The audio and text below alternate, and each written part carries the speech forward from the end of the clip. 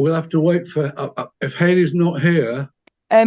We've just had Sian Ross join, who's the head teacher of a class, so we're now quorate. Brilliant. Yeah, so I'm just waiting for Ellen to start the recording and live stream, and then we'll make a start. Yeah. Right, brilliant. Recording in progress. Okay, yeah, we're ready to make a start. So, good morning, my name is Sally Morris-Pritchard and I'm a Committee Services Officer for Conwy Council. Can I welcome everyone to today's meeting, which is a virtual meeting. The meeting will be live streamed and recorded and will be available for viewing after the meeting. Should the live streaming fail, the meeting will continue and a recording will be available through the Council's website following the conclusion of the meeting. Can I remind members that translation facilities are available and for attendees to choose their language of choice. For those wishing to speak, please use the raise hand function. Attendees are required to leave their cameras on at all times, and if you do need to leave the meeting temporarily, please put a message in the chat function and then let us know when you return. So the reason that I'm taking the first part is because the first item is appointment of chair. So we'll move on to that item now. So can I have any proposers, please, for chair?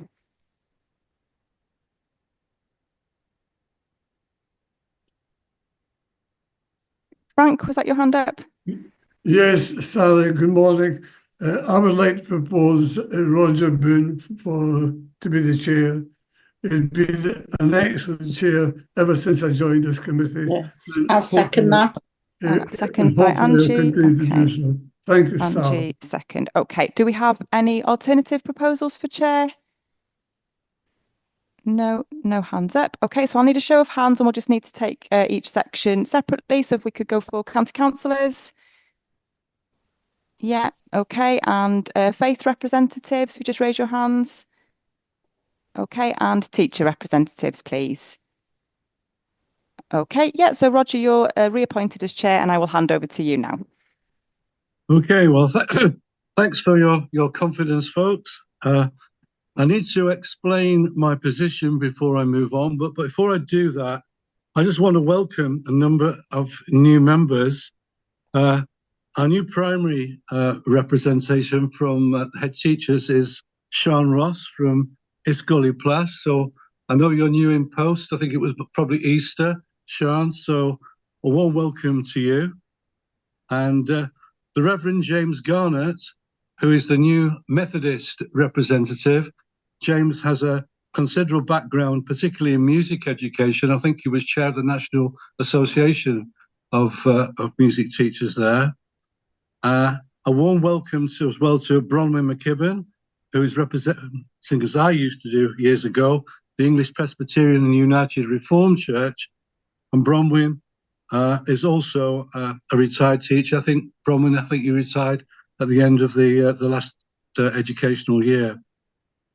Also, and this is a correction to what we did at the last meeting, you might recall that we actually said that we would actually have, or we were making a proposal, that there would be a Muslim representative. When we went through the process of analysing the Constitution to make the amendments for this particular meeting, we discovered that we could already have another faith representative.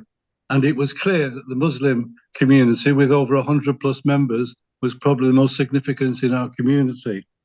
So a big welcome to David Ashworth, who is going to be the Muslim representative, a lecturer at Bangor University, and also, I think, David, you're chair of the temple as well.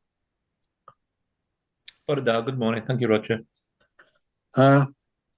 We have somebody listening to it. One of the proposals is that we have a representative from the Rosen Colwyn Catine. That's part of the agenda today.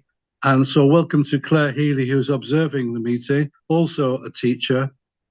And although they're not able to attend today because the notice was too short, the Reverend Mark Young, who's the leader of the Lighthouse Community Church at West Shore in Llandudno, will be the new Baptist representative. And he's also a former teacher. And the Evangelical Alliance have also actually had somebody who's volunteered to actually come on board at the next meeting. and hoping that will be finalised by then. And they also have a strong educational background. The person's an educational lecturer. So enormous increase in strength there from the faith representation. I also want to welcome Claire Scanlon, who is representing Lowry Brown, who isn't able to be with us at this particular meeting. I will welcome Dr. Joshua Andrews as well. He's doing the presentation for us a little bit later. Yeah, and Josh Andrews, of course, who's joining us for the presentation later. A warm welcome to you as well, Josh. We look forward to hearing from you.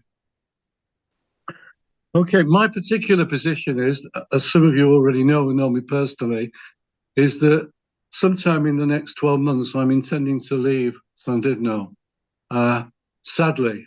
But my wife actually wants to be back close to our family in the south, and so that will happen at some point in the year.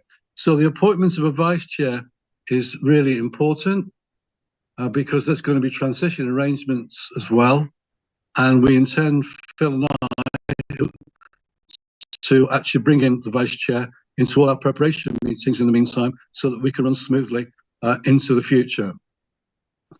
So I'm hoping, therefore, I'm going to make a proposal that Sam Erlandson, the Reverend Sam Erlandson, is reappointed as the vice chair. There might be another proposal, but I'd like a seconder for mine, please. I'll second this, Chair. Abdul Khan. Okay, thanks, Abdul.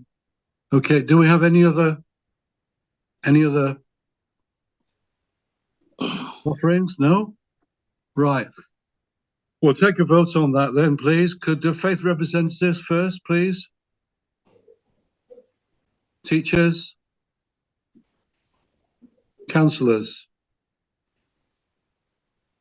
Okay, welcome, Sam. Look forward to working with you again. Okay, apologies for absence, Sally. Yeah, apologies have been received from Colette Owen, Aaron Pierce and Dr. Lowry Brown. Okay, Chair, thank you. can I just congratulate you and the vice chair for reappointment, but I'll have to leave at 11 o'clock for another meetings. Okay, so thanks, Abdul. Thank you. It's good to have you, and I hope you'll be pleased as well that we've actually managed to get a Muslim rep as well. Something I know that you've been keen to have for quite a long while now. Thank you, Chair. Any declarations of interest? No. Okay. Any urgent matters? Okay. The minutes of the previous meeting, which you have all had, although many of you won't have been at that meeting, but we will need to approve them.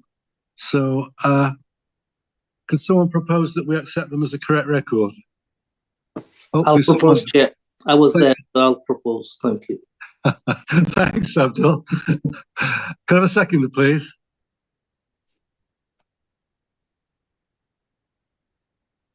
Yeah, Hugh or Frank? Okay, thanks, Frank. Okay, thank you very much. Okay, matters arising. Can we just have a show of hands on the minutes? Oh, please? sorry, my apologies. Yeah, of course. Teacher reps, councillors, faith reps. Okay, unanimous. Thank you very much. Okay, matters arising. There was some concern expressed at the last meeting with regards to the fact that this bursary had been set up in England for potential teachers, a bursary, and nothing existed in Wales. We've got some feedback on that. Over to you, Phil.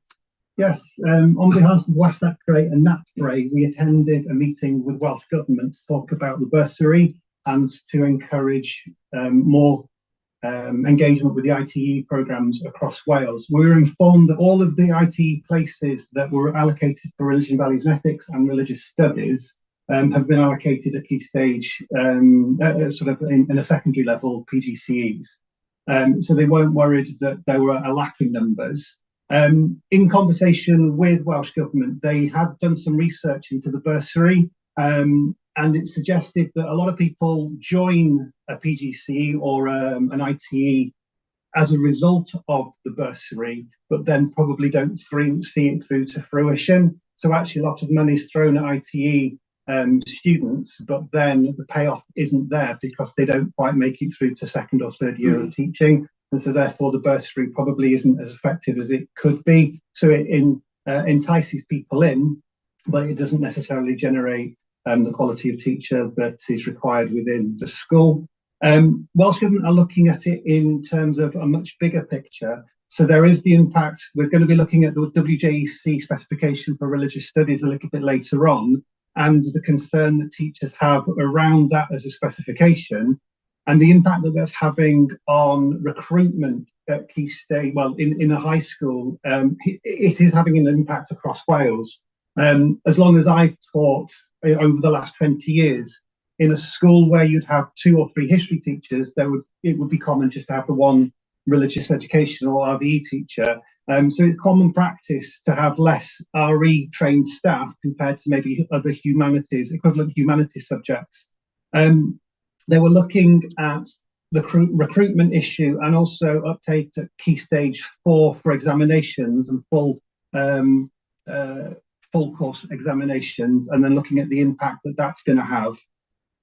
So Welsh Government, they are looking into, we've got another meeting in the near future to discuss the outcomes from the last meeting, and that will be to look at, they're calling it pathways throughout teaching.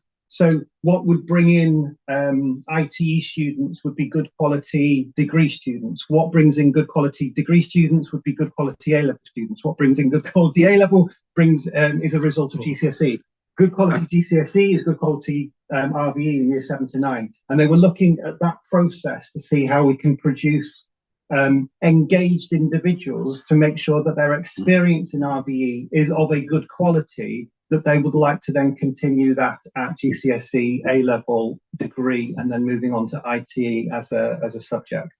I've been doing some recent training on this. RE has got quite a wide body of entry. If you're a psychologist, a sociologist, a philosopher, an anthropologist, and you want to teach at a high school, it's very often you come in at the religion, values and ethics or the RS subject, because there isn't a key stage 3 or a year 7, 8 or 9 philosophy subject. So for a lot of teachers, wherever they've come from in terms of, and actually it might be interesting for Joshua to mention this. When I did my PGCE, the backgrounds of the students doing the PGCE came from quite a broad church. And actually, I think that is still probably the way that it is. So yeah, in terms of Welsh Government, they're saying no to the bursary. They don't think it'll have a particularly strong impact. We are already meeting our quota, but there are these log jams further down the system that are causing problems with uptake at GCSE and then recruitment. Okay, thanks, Phil. Any questions on that before we move on? Okay. We have engaged in a youth consultation program as well. Can you give us the update on the progress with regard to that, Phil? Yeah, I presented to them the need to engage with our learners around quality assurance for religion, values and ethics or religious education. They were quite keen to help. Could you possibly explain who they are? Oh, they are the Youth Forum for, thanks for to see Claire smiling there. The Youth Forum in Conwy is almost like a youth voice opportunity taken from representatives from right across the local authority. They meet, I think it's once a term, to discuss a range of issues, and they're the ones that agree the agenda. It's not an outside organised agenda, it's an internal organised agenda. So I asked through Lowry really if we could have a voice on that, if we could ask the Youth Forum if they would be interested in finding out the views of young people around religion, values and ethics and RS and RE in the local authority. They agreed to that. They've just passed the questionnaire that we're going to be sending around, and the questionnaire is quite a box standard questionnaire. It's found on the RE award website, and there's quite a standard questionnaire that schools can use, and I thought that would be really useful.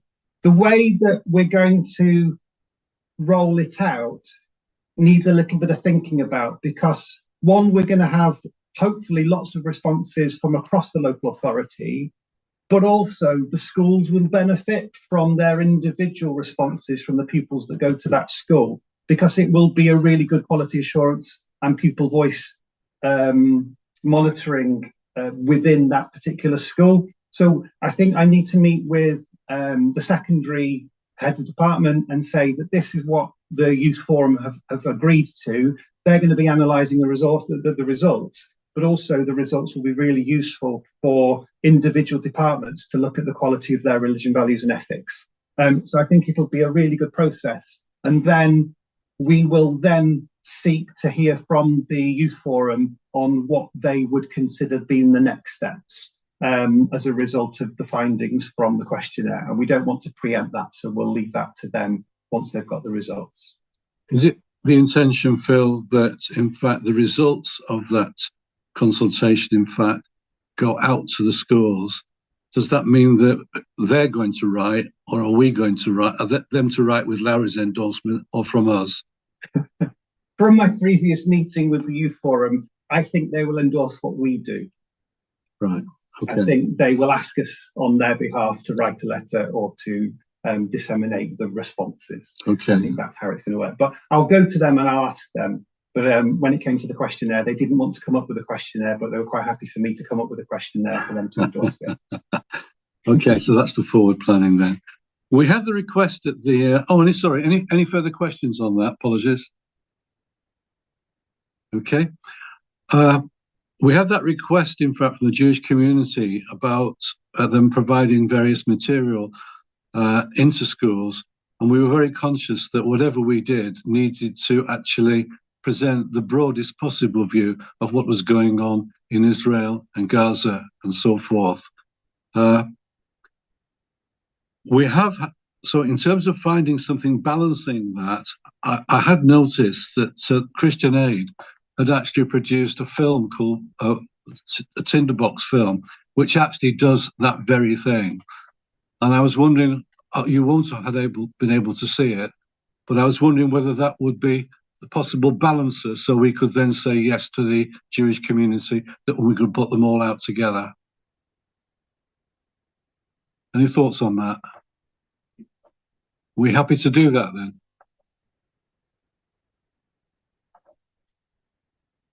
Okay, well, I'm going to propose that we actually do that. Okay. Could I have a seconder? I'll second that, Chair. Okay, thanks. Okay, any further comments by folk before we vote? Okay, faith representatives. Okay, teachers. Thank you. And councillors. Okay, right, we'll proceed with regard to that. Now, we did, at the last meeting, there was a proposal, in fact, because of the lack of response from the governors to the communications that we put out to them about our work, that we would have we needed to sort of increase the publicity of what we were doing to the Governors Association. And Phil was asked to produce an article. We hope that Lowry would actually enable that meeting to take place, but subsequently she has said that she wants Phil to do that in working alongside the Governor Support Officer, Anya. So I think that's what we're actually going to do. There is also I had this meeting with Lowry prior to this meeting, because she wasn't going to be here. We've been very conscious to the end, but that has now ceased. And we think that's in approval, a proposal and a additional proposal when we come to the Constitution that we actually have a Governor Association representative. And she has already, in the latest newsletter that's gone out to all schools, advertised for one. So that process is already initiated. But that's the way we're going to move forward in that. Phil, do you want to just add anything on that? Yeah, so I created a bit of an article for Governors Association newsletter, and that went out with the request for a governor for SACRE, a governor representative on SACRE. So I wasn't aware of this until today, or until last night, with your feedback from Lowry. So I'll try and I'll arrange a meeting through ANIA with the Governors Association directly and sort of work on our next steps. Great. Okay. So that's good progress on that. Can I come in here, Roger? Yeah, sure. Here, obviously. I finished my chairing of the Governors Association, I haven't heard anything since, or had any invite or anything like that officially to a meeting at all. I don't know if except for the newsletter that goes out, is there any activity? Because at one time, religious education was on our agenda as a specific item to talk about in a meeting. Is it still relevant at the moment, or is it just through a newsletter at all? And I don't know who's the chair at the moment either. Yeah, well, it's certainly very relevant. Shall I come in? Yeah, by all means. Thanks. At the moment, so each year the Governors Association, the Constitution is redone when the governors sort of reconstitute within the schools, and then they agree a representative to represent their school governing body on the Governors Association. There's been some delays in getting that information back from governors or governing bodies this year. So the Governors Association have not yet met this year. So there's been a slight delay because at the moment, the amount of feedback that we've had from schools wouldn't meet quorum if we were to have a meeting, and that's why there's been a delay. So AIN is working hard with governors and schools to get that set of representatives so that that Governors Association can be set up, and then all of the aspects of that obviously filter through. So who's chairing, who's representing on all the different fora, including this school budget forum, etc. So there is a slight hiatus, but that isn't to do with anybody not pushing things. That's just making sure that we've got the right information back from schools. But of course, some schools will take till the October half term to have their first FGB meeting and get all their representatives in place. So it's just trying to play catch up with that. So as soon as we've got quorum numbers, we will get that association meeting set up, and any subsequent roles and responsibilities or links to different fora across the local authority will then be agreed in that meeting. So I hope that helps in respect of just getting where we're at, as it does seem to be a little bit of a silence, but that's the reason why. I'm very glad to hear that, and thank you for the information. Because before every meeting we had, I used to have a meeting with the Director of Education to prepare items for that meeting. So we could ask for RVE to be put on the items of the first meeting when they meet next time. Well, I'll leave that to Claire, Phil and Anya on that one. But thanks for that feedback, Claire. And yes, and you'll probably notice as well later in the agenda, we've got an item raising the profile of Conwy SACRE, and this forms part of that very much. And there's no doubt that we intend to actually get Phil to make a presentation. The intent is at one of those meetings when, as you say, Claire, the whole thing's been back on board and running properly. Thank you.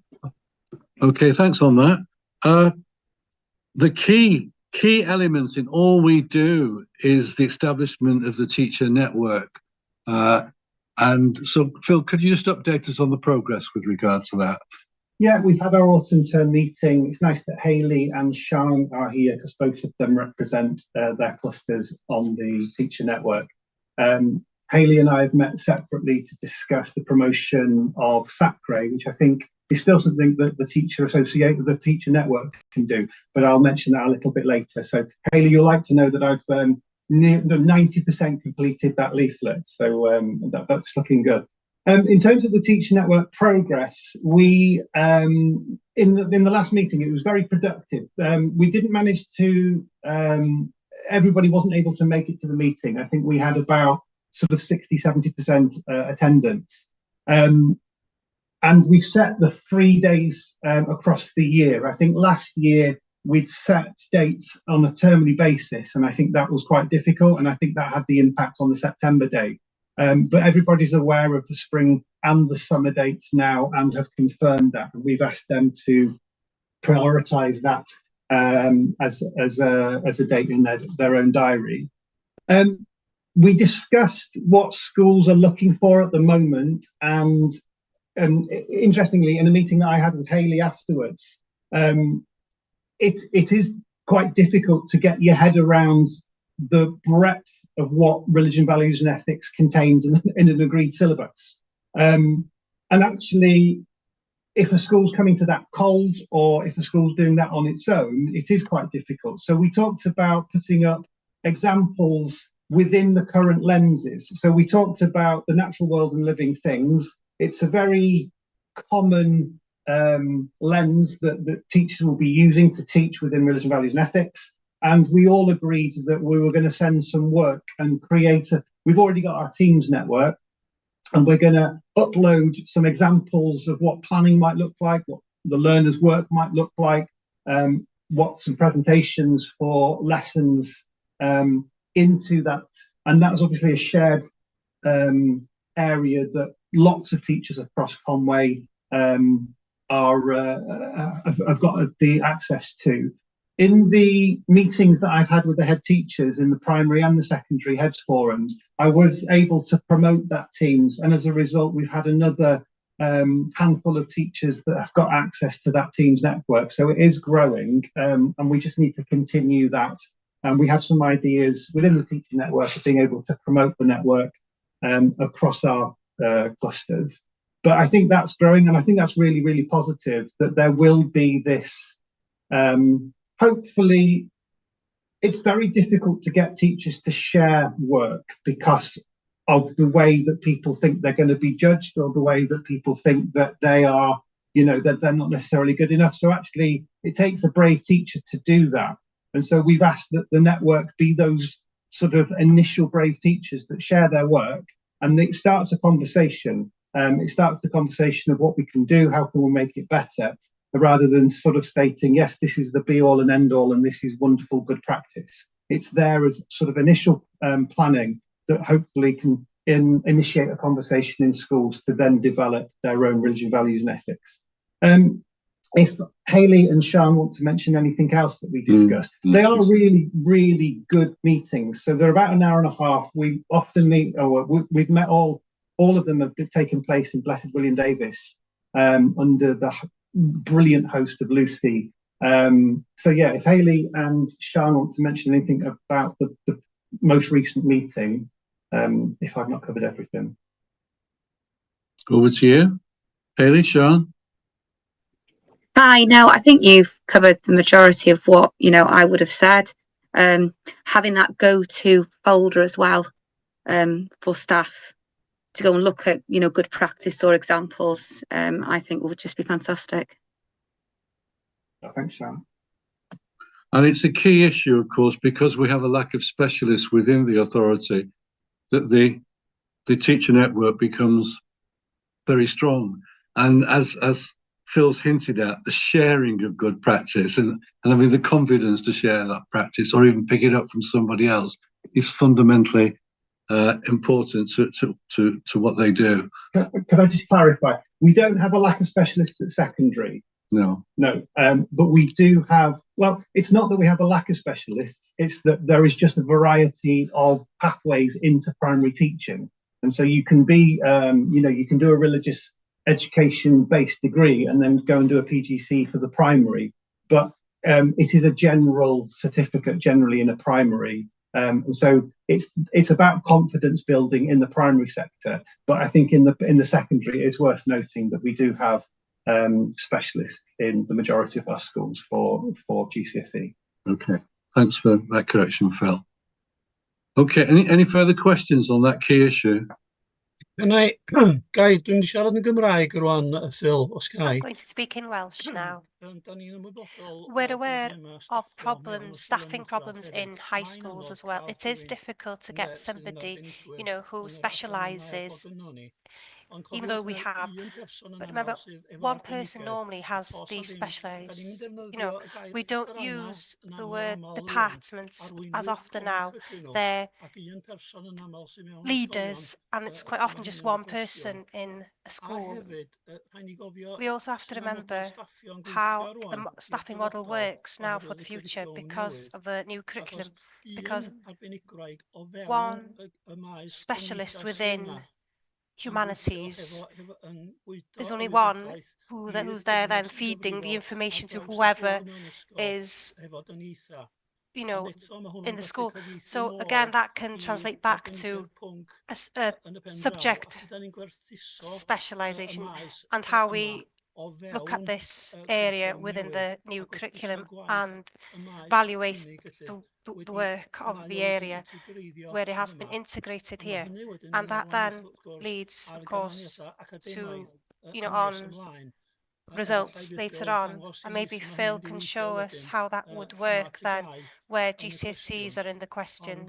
But this staffing structure, I think, will change because departments, there aren't any departments in schools, just one person specialising, feeding into the team.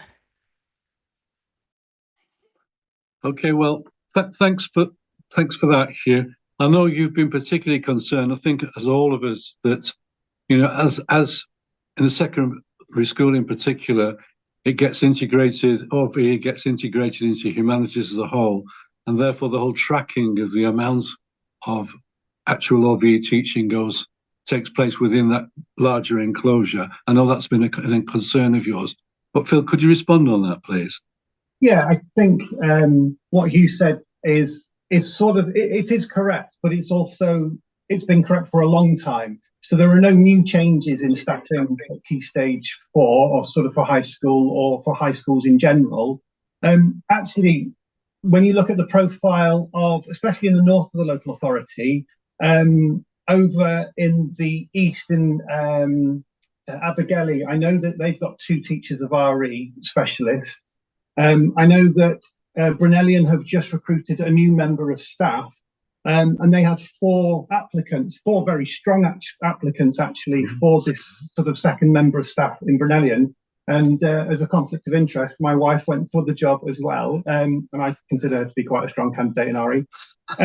There was, so in John Bright's again, there's 3 members of staff that are specialists.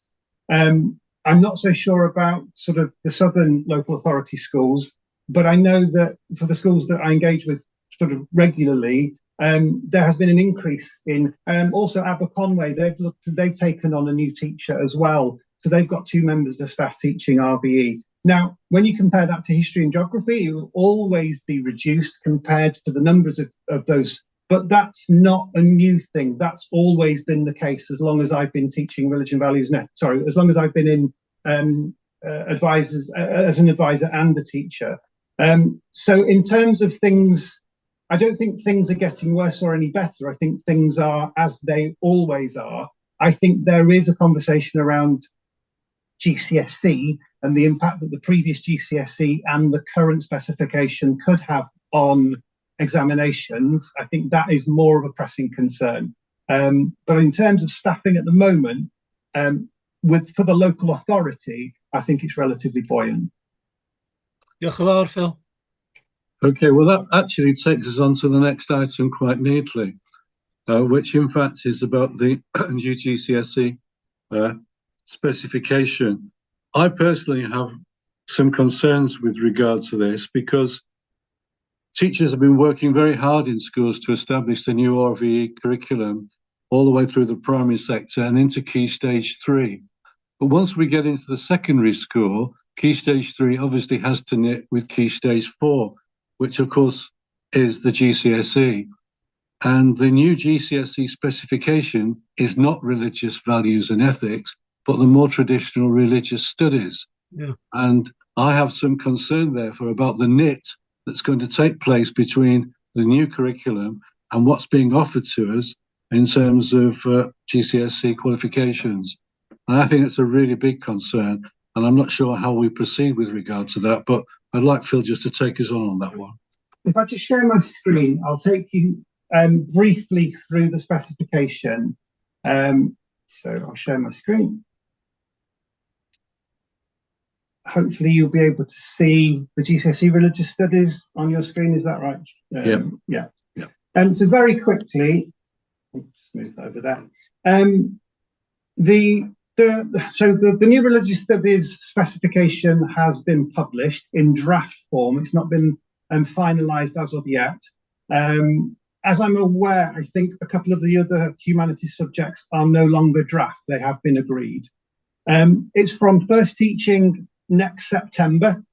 So schools have got less than a year to plan for this, and it will be awarded in the summer 2027. So the current year 9s will be able to pick this up as a GCSE.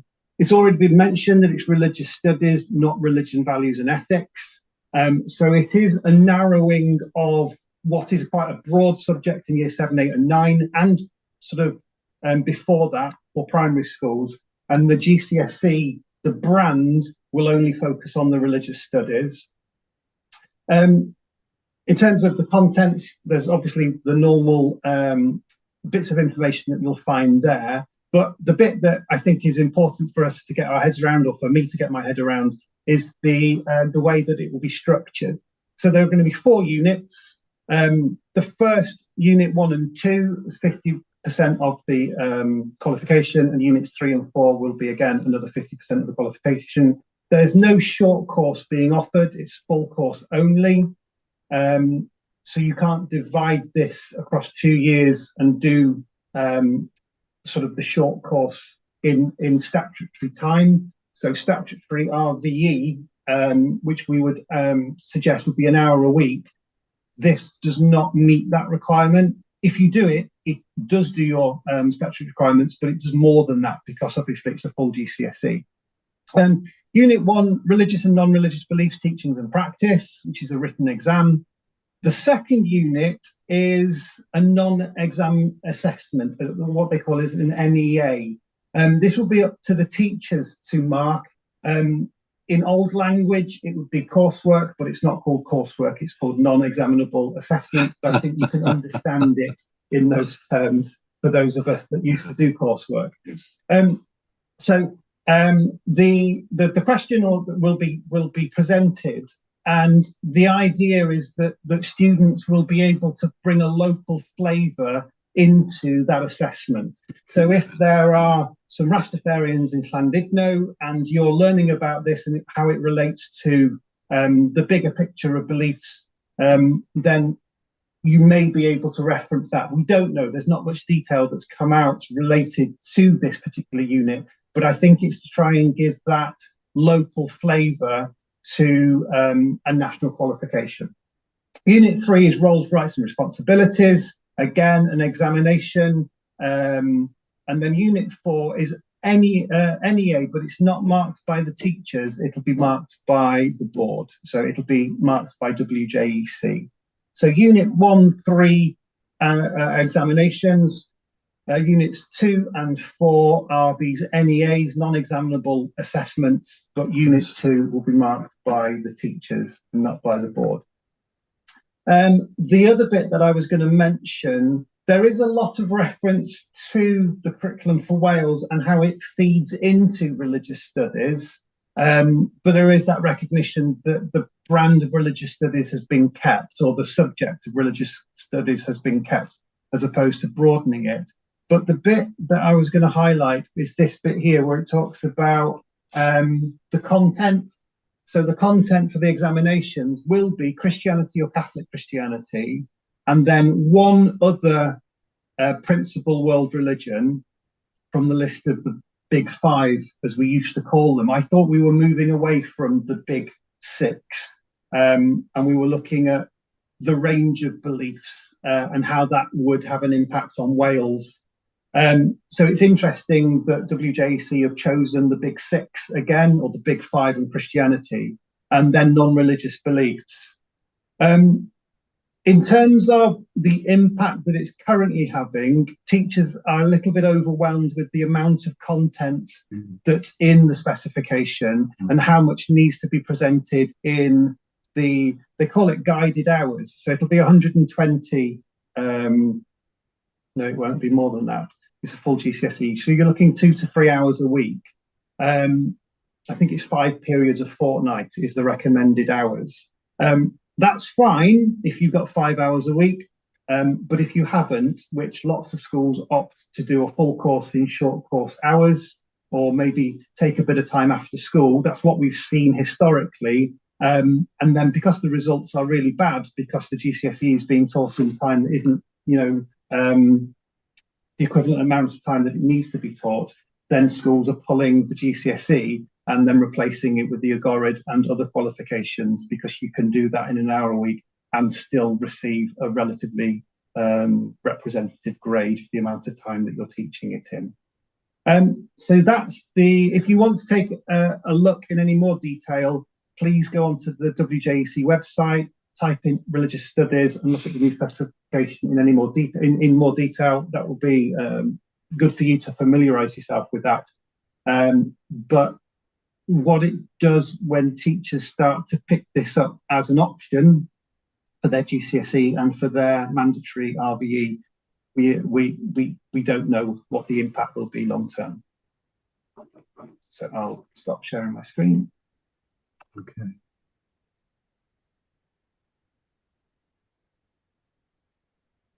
If I can work out how to stop sharing my screen. So there is some concern there, clearly, that the amount of time required for this particular GCSE course, and as we know that we haven't ideally got the best kind of short course available in relationship to OVE, and I think AGORED is due to be phased out by 2025. So no, sorry. AGORED will continue to offer their course up until the end of the first lot of GCSEs, and then they will be, so there's a current consultation at the moment about what will replace the AGORED, they call it a skill suite, but what the content of the skill suite will look like. That consultation is open now, and we are hoping that AGORED will bid for the 7 units that will support religion, values and ethics within the skill suite. Now, I know Carl's just come on board and I know he's got some concerns around this particular issue, as lots of heads of department have and RE specialists. But we're hoping that the AGORED will bid for the 7 units within the skill suite. And then when the AGORED officially comes to an end, the current religion, values and ethics or worldviews qualification, they will then be able, schools will be able to pick up the 7 RVE units within the skill suite. And hopefully the AGORED will keep a lot of what's already currently available in and move that into the skill suite, but we don't know yet. Okay, well, Carl in particular, we had noted, hadn't we, if I'm right, previously that with the GCSE previously remaining very academic, there had been a decline in take-up in terms of the full course. And I wondered what your thoughts are about the impact of this new GCSE would be on youngsters taking up this particular course. Thank you, Chair. Thank you, Phil. And Baratab, it's something of great concern to us here at John Bright, and I believe that's echoed across secondary schools in the county. I wrote a fairly detailed response to WJC, personally copying in Qualifications Wales, about our concerns regarding a number of factors relating to the new GCSE. Just to sort of backtrack a little bit and provide a little bit of background here. Certainly when Phil and I were both on the chalk face, the GCSE, our learners had a kind of dual route of a kind of academic, more traditional GCSE with appropriate content, or they had a thematic approach in what we fondly referred to as the Spec B, which allowed learners to engage with different religious viewpoints on themes that were relevant to them and their lives. And that was remarkably popular. Successful, specification. And what was interesting, between the two specifications, they were both accessible in their own appropriate ways. I believe what's happened in the GCSE as we have now, and the GCSE that's being in that Phil just referred to, is something where there's a really laudable ambition in the specification. But I think what perhaps we've had is everything from the idea of thematic approach, everything from the idea of an academic approach, an almost ignoring of the journey, as you pointed out at the beginning of your introduction, Chair, of the RVE journey from year 7 to 9. Throwing in coursework as well, which has a significant impact on workload for teachers. Having the non-religious viewpoints, which have to be considered now as part of the GCSE, combined with the Christian and other worldview. And I agree with you, Phil. I think it's a real missed opportunity not to include beliefs and views from outside the Big Six. And it just seems that we have a War and Peace specification, which is totally accessible to your average 14 to 16-year-old learner. If anybody has ever undertaken an undergraduate education in theology or religious studies, I think you'd probably find the level of challenge is similar. And that's entirely inappropriate for this age range. So our concern is the challenge. We don't think it's comparable to other GCSEs across the border. I've raised that issue with Qualifications Wales, asking if there's been a comparability study done. And I do think it will have a significant negative impact on the take-up and the longevity of RVE going forward. Sorry to sound negative, but we really are concerned about this. Yeah. Well, I think it's a very serious issue. And I would echo as well that when I was a head teacher, we had also your equivalent of syllabus B, or whatever you call it, which was so relevant, particularly for the academic children, to what was going on in their real lives and what they faced in the future and their place in the world. And the youngsters were really enthusiastic about it. And that's a massive, massive gap, it seems to me now. You've obviously taken direct action yourself already, Carl. Is there anything that we can actually do as a SACRE to raise this as an issue of import with the relevant authorities? Or do we have to go through SACRE, Phil, and try and get them to do something? Could anybody advise me, and us, sorry, on a way of actually raising our concerns at a level which they're going to be taking notice of? I think we could write to WJC and Qualifications Wales. I think we are too far down the line in terms of the process that we've gone through to get to where we currently are. The voice and the questionnaires that they've asked people has almost led to currently where we're going. So they kept the brands, that was number one. They kept the subject religious studies, that was number two. They wanted the curriculum for Wales input, but that's quite light. They wanted the how do you make sure that it's local? Will you get teachers to market? Yeah. You know, it's very difficult to see how they can change what we've currently got within the very short time frame that they have given us, other than to throw this out to bring in something completely new and to put the timescales back, which, you know, is a bit of a tall order. But I wouldn't mind seeing that letter, Carl, if that's okay with you.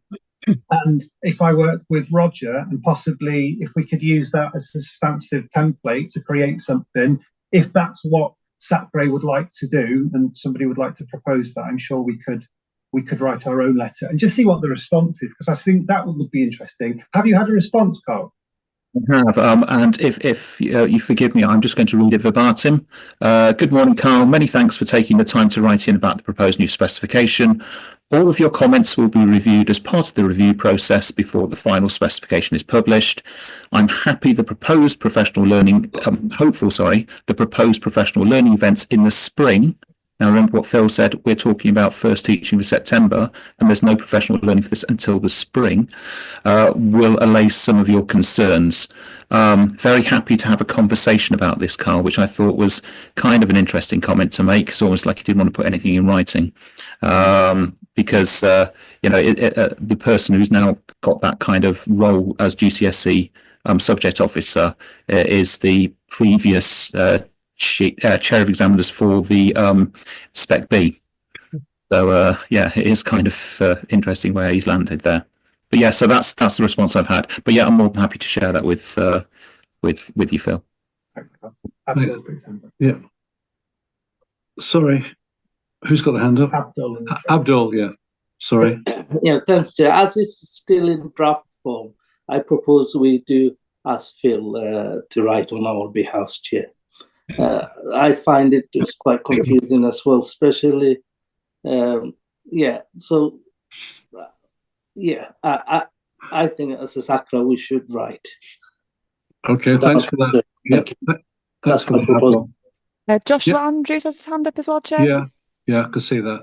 Josh? Hello. The National Centre met with Welsh Government to discuss the new GCSE 3 weeks ago, and we're looking to meet with them again in February. We've raised very similar concerns to the ones that have raised here. We've also highlighted that all three directors for the National Centre are obviously university lecturers in religious studies, and we've highlighted that we actually don't think the new GCSE reflects what religious studies is at university anyway. So the argument that this is about academicizing the subject at GCSE and A-level, it isn't reflective to how it's taught at university. We're meeting with members of Cardiff University, Swansea and Trinity St David's in the coming week as well to actually create a collaborative university response to highlight that we're not satisfied as universities with the current proposed GCSE. We've had meetings already with Cardiff, and their response is very similar to ours, that this isn't reflective of what universities do. In fact, the former Spec B is more in line with how religious studies is taught, more thematically, more philosophical, more ethics-based. And it seems now that the GCSE, and to some extent the A-level, aren't really in keeping with higher education anymore. The amount of content on the new specification is ludicrously large. I don't know how teachers would be expected to cover that. And I don't think it really was the most sensible idea to separate with RVE if that's going to be the branding in Key Stage 3 and Key Stage 2 as it was. I think that's going to lead to confusion. And I don't know how you match the skill set for RVE against religious studies if we're treating them as two separate entities as the current proposals are. I will highlight, I was part of the advisory group for the new GCSE, and I raised these concerns as part of those meetings as well. A lot of the decisions that have been made on decisions made by WJEC, they have come from Qualifications Wales. So the WJEC's hands were, for instance, with the Big Six being the focal point, that wasn't a decision the examination board were necessarily directly in control of. But Welsh Assembly Government did listen to us, and they took quite seriously the concerns we had about the loss of the short course, because as Phil said, there was a lot of questionnaires and teacher voice work done around the new curriculum for Wales and the new GCSE suite. Yet, if you actually look at those results, over 63% of schools said, we want a short course, yet the decision was made that we wouldn't have one, yet we do have a foundation qualification for Welsh. Why can't we have one for RE? You know, RE, maths, English, and Welsh are the only mandatory subjects in year 10 and 11. And the qualifications that are available have made sure that Welsh, English, and maths will be catered for in all schools. The same hasn't been done for RVE or RS, and that is concerning. And we've raised that with Welsh Assembly Government. Well, thanks for those insights, Josh. Not very, very encouraging. Interesting, because the person you spoke to had a distinct relationship with Spec B, Carl. Did you kind of suspect as well that he found himself in quite a difficult position? I'm reading between the lines, Chair. So when I'm saying that, I've not had a chance to actually speak directly to him, so I don't really want to Understand. Okay. But I'll just say, whilst I've got the floor, as it were, I'm really heartened by Dr. Andrews' comments there.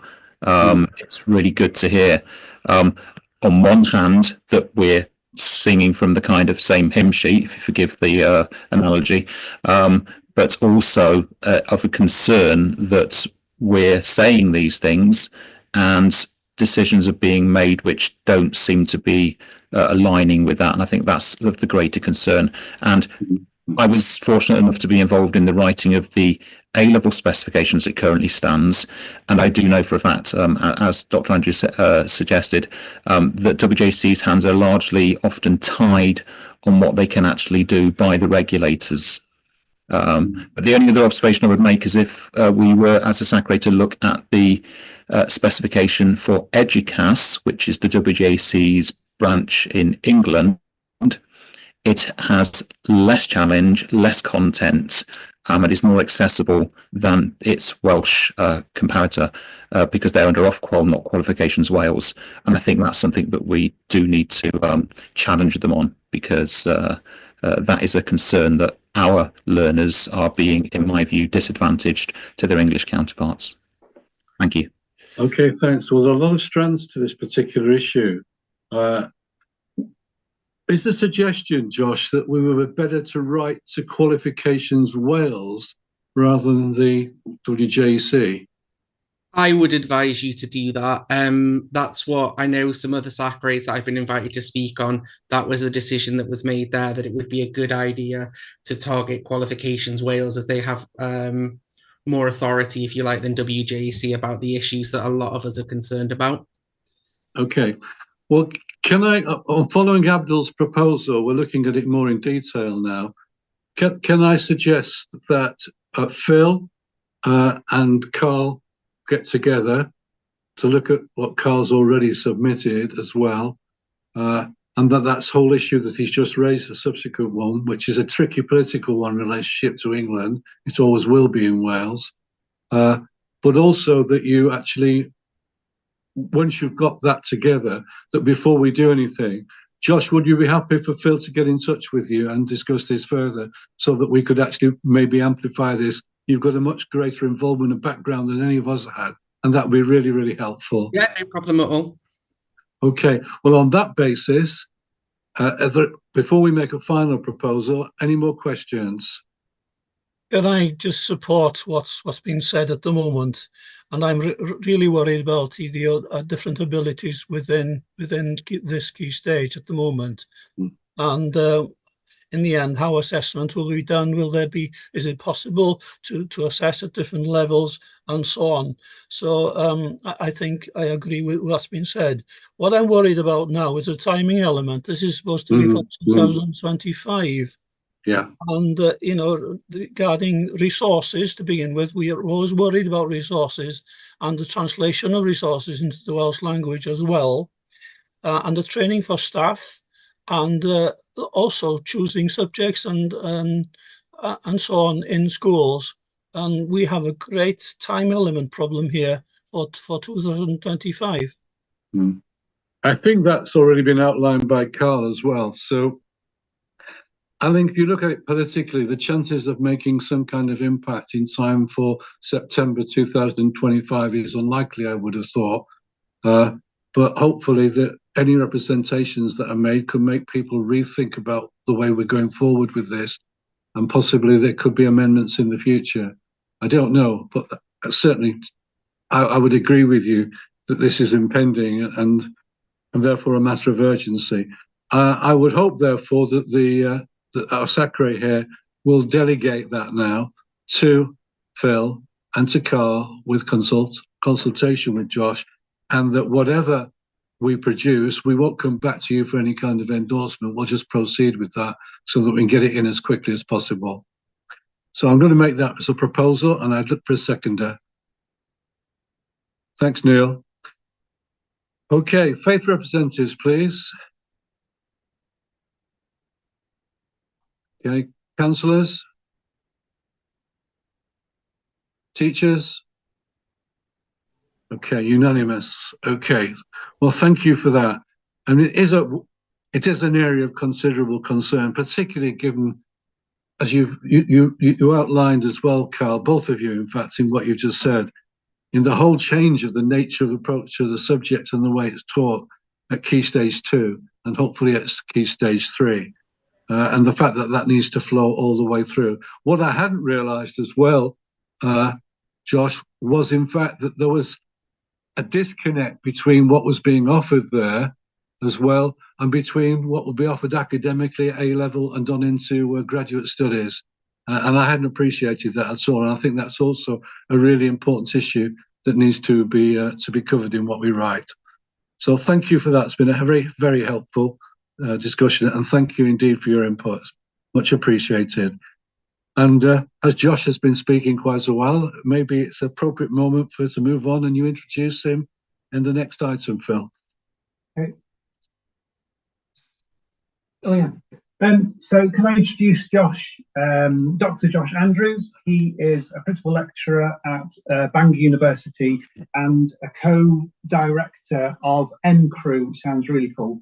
The National Centre for Religious Education. That's not quite right. But I'll let Josh introduce a little bit more about himself and what he does. Thanks, Josh.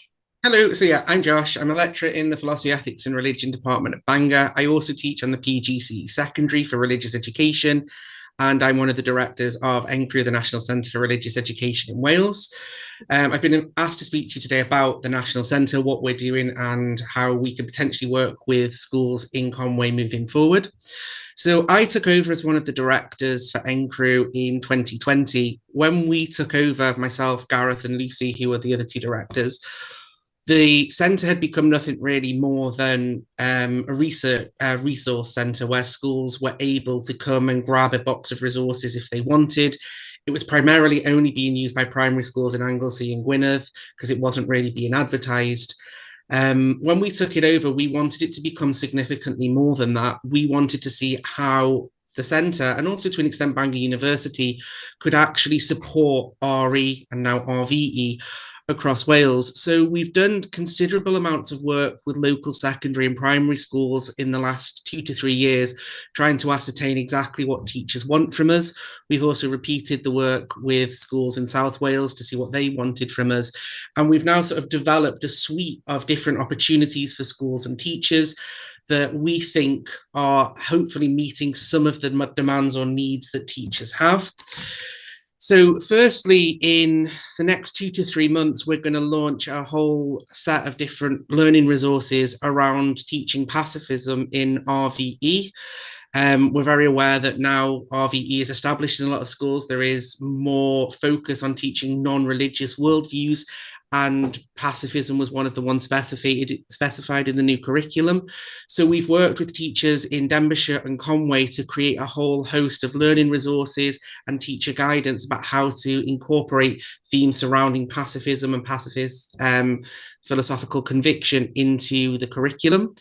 For that, actually, the centre and the teachers involved won an award from the Welsh Peace Institute for the standard of the work produced, and the Welsh Peace Institute are currently in a process with us of editing the resources so that they can be made available to schools in the coming months. We've also established an annual A-level conference in South Wales. So the one thing we've noted is, more than anything else, the requests we get in are for support teaching or guiding A-level, particularly around examination time. To meet that demand, we've set up annual conferences. So South Wales we go to every March, and all of the local colleges and sixth forms meet at Conwy SACRE, and we have a day of interactive workshops and lectures surrounding the A-level content. We launched this in North Wales last year, and we hold that in Bangor, but the only schools we actually had respondents from were Gwynedd and Anglesey.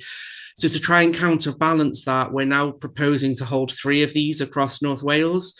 So the Allen School in Flintshire have offered to hold one of these events for us in February time, and we're currently looking for a school in Conwy or Denbighshire that will also hold an event so that these A-level workshops can be opened up across all of North Wales.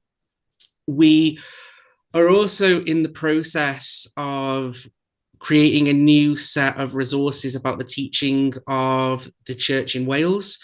So I'm sure most of you who've taught RE or RVE are really aware that the majority of RE or RVE textbooks tend to have the focus on Catholicism and the Church of England. To try and counterbalance that a little bit, we want to create a suite of resources and training programs that focus around the church in Wales. Obviously, the purpose of the new curriculum to some extent is to have that focus around life in Wales, Cynefin. And we've decided that one of the ways we can best support that is by offering guidance about the church in Wales.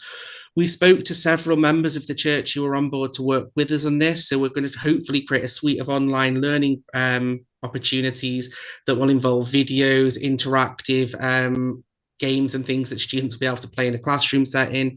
And we're going to hold, hopefully next year, 5 workshops about teaching different aspects of the church in Wales. And I know Gareth in particular is very keen to do this with other branches of Christianity found in Wales, and we'll look to develop that further moving forward. We are also, one sec, I did have a PowerPoint and the PowerPoint's corrupted, so I'm trying to remember off the top of my head, which doesn't seem to be working for me, to be honest. We're also in the process of developing a series of professional learning for next year. So we worked on this with Conwy SACRE last year, where we did monthly twilight sessions aimed mainly at primary school teachers, but secondary were welcome as well, where we looked at Hinduism, Buddhism, Islam, Sikhi, Judaism, pacifism, ethical veganism, and humanism. And we explored the sort of foundational principles of these different faiths and worldviews to sort of empower teachers to teach these ideas in schools. I spoke to Phil about this, and he pondered whether we could maybe create a more thematic approach and do something similar in North Wales. And we're currently looking at getting those established for the new year. Gareth and myself have sort of drafted an idea of what those could look like, and we're going to hopefully forward them to Phil in the coming days to see what he thinks and how they might work for the SACREs that he represents. We're also in the process of creating another professional learning opportunity, but this time linked to humanities teachers who are having to develop RVE as part of a wider humanities curriculum. We did some research over the last 2 years now, probably, looking at how RVE was being rolled out in schools, and we sent out a survey. It was placed on social media for RVE teachers to fill in, and we had 48 secondary schools respond to us. And one of the number one concerns that kept coming up was when schools are moving to mixed humanities curriculums, there was fear about whether teachers were aware of the nuances of religion to an extent that meant they could teach RVE in the best possible or the most effective way. So we've been experimenting with how we could support this, how we could ensure that non-specialists are able to get that subject knowledge and have access to expertise. So we're thinking of setting up a mentoring system where we would do 5 twilight sessions throughout the year, exploring different aspects of RVE. In essence, it would run quite similar to the things we teach in the PGCE. The purpose of RVE would go through some of the key worldviews and religions that they need to look through. But then alongside that, they would have the opportunity to meet with a mentor every few weeks to discuss their own individual concerns if they wished, just to provide that additional support. And I suppose the last thing to update everyone on is in the current academic year, we've started a second research project that is exclusively looking at North Wales. And the idea of it is to look at what RVE means in the different schools of North Wales, how teachers have interpreted the subject, how they see it as being different to RE, and how they're rolling out their curriculum. we're also really interested to see how the mandatory requirement to RVE is being met. I think Hugh raised a concern before. One of the concerns we've had raised by teachers is whether in mixed humanities curriculums, RVE is being given adequate time, or whether it can easily be marginalised compared to history and geography, which, as Phil highlighted before, has always been the majority of the humanities curriculum time and tends to have more specialist teachers. And there is a fear amongst certain teachers who filled in our first questionnaire that RVE could easily be marginalised in mixed humanities curriculums. So we're really keen to see how schools are ensuring that mandatory RVE is met across both across Key Stage 3 and 4, or as they were formerly called.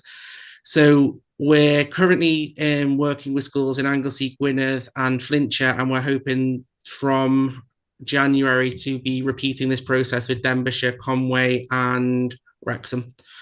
And that is a brief whistle-stop tour of everything we're up to at the minute. But if there are any questions, or anyone wants to volunteer, potentially a school that might want to host the A-level sixth form conference in Denbighshire or Conwy, more than happy to chat.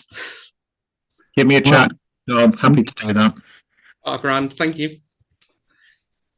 I was just about to suggest that, Carl. You just volunteered, did you? Yep. Yeah, great. Great. Okay. Well, an enormous amount of potential resource going in there, Josh. Almost took my breath away, in fact. Our concern would therefore be is how to maximize access to that by our teachers, because that's what you're trying to do, is support them in the classroom, essentially. Mm-hmm. And I just wondered what Phil, well, any thoughts on that? Any thoughts from anybody else on how we could do that?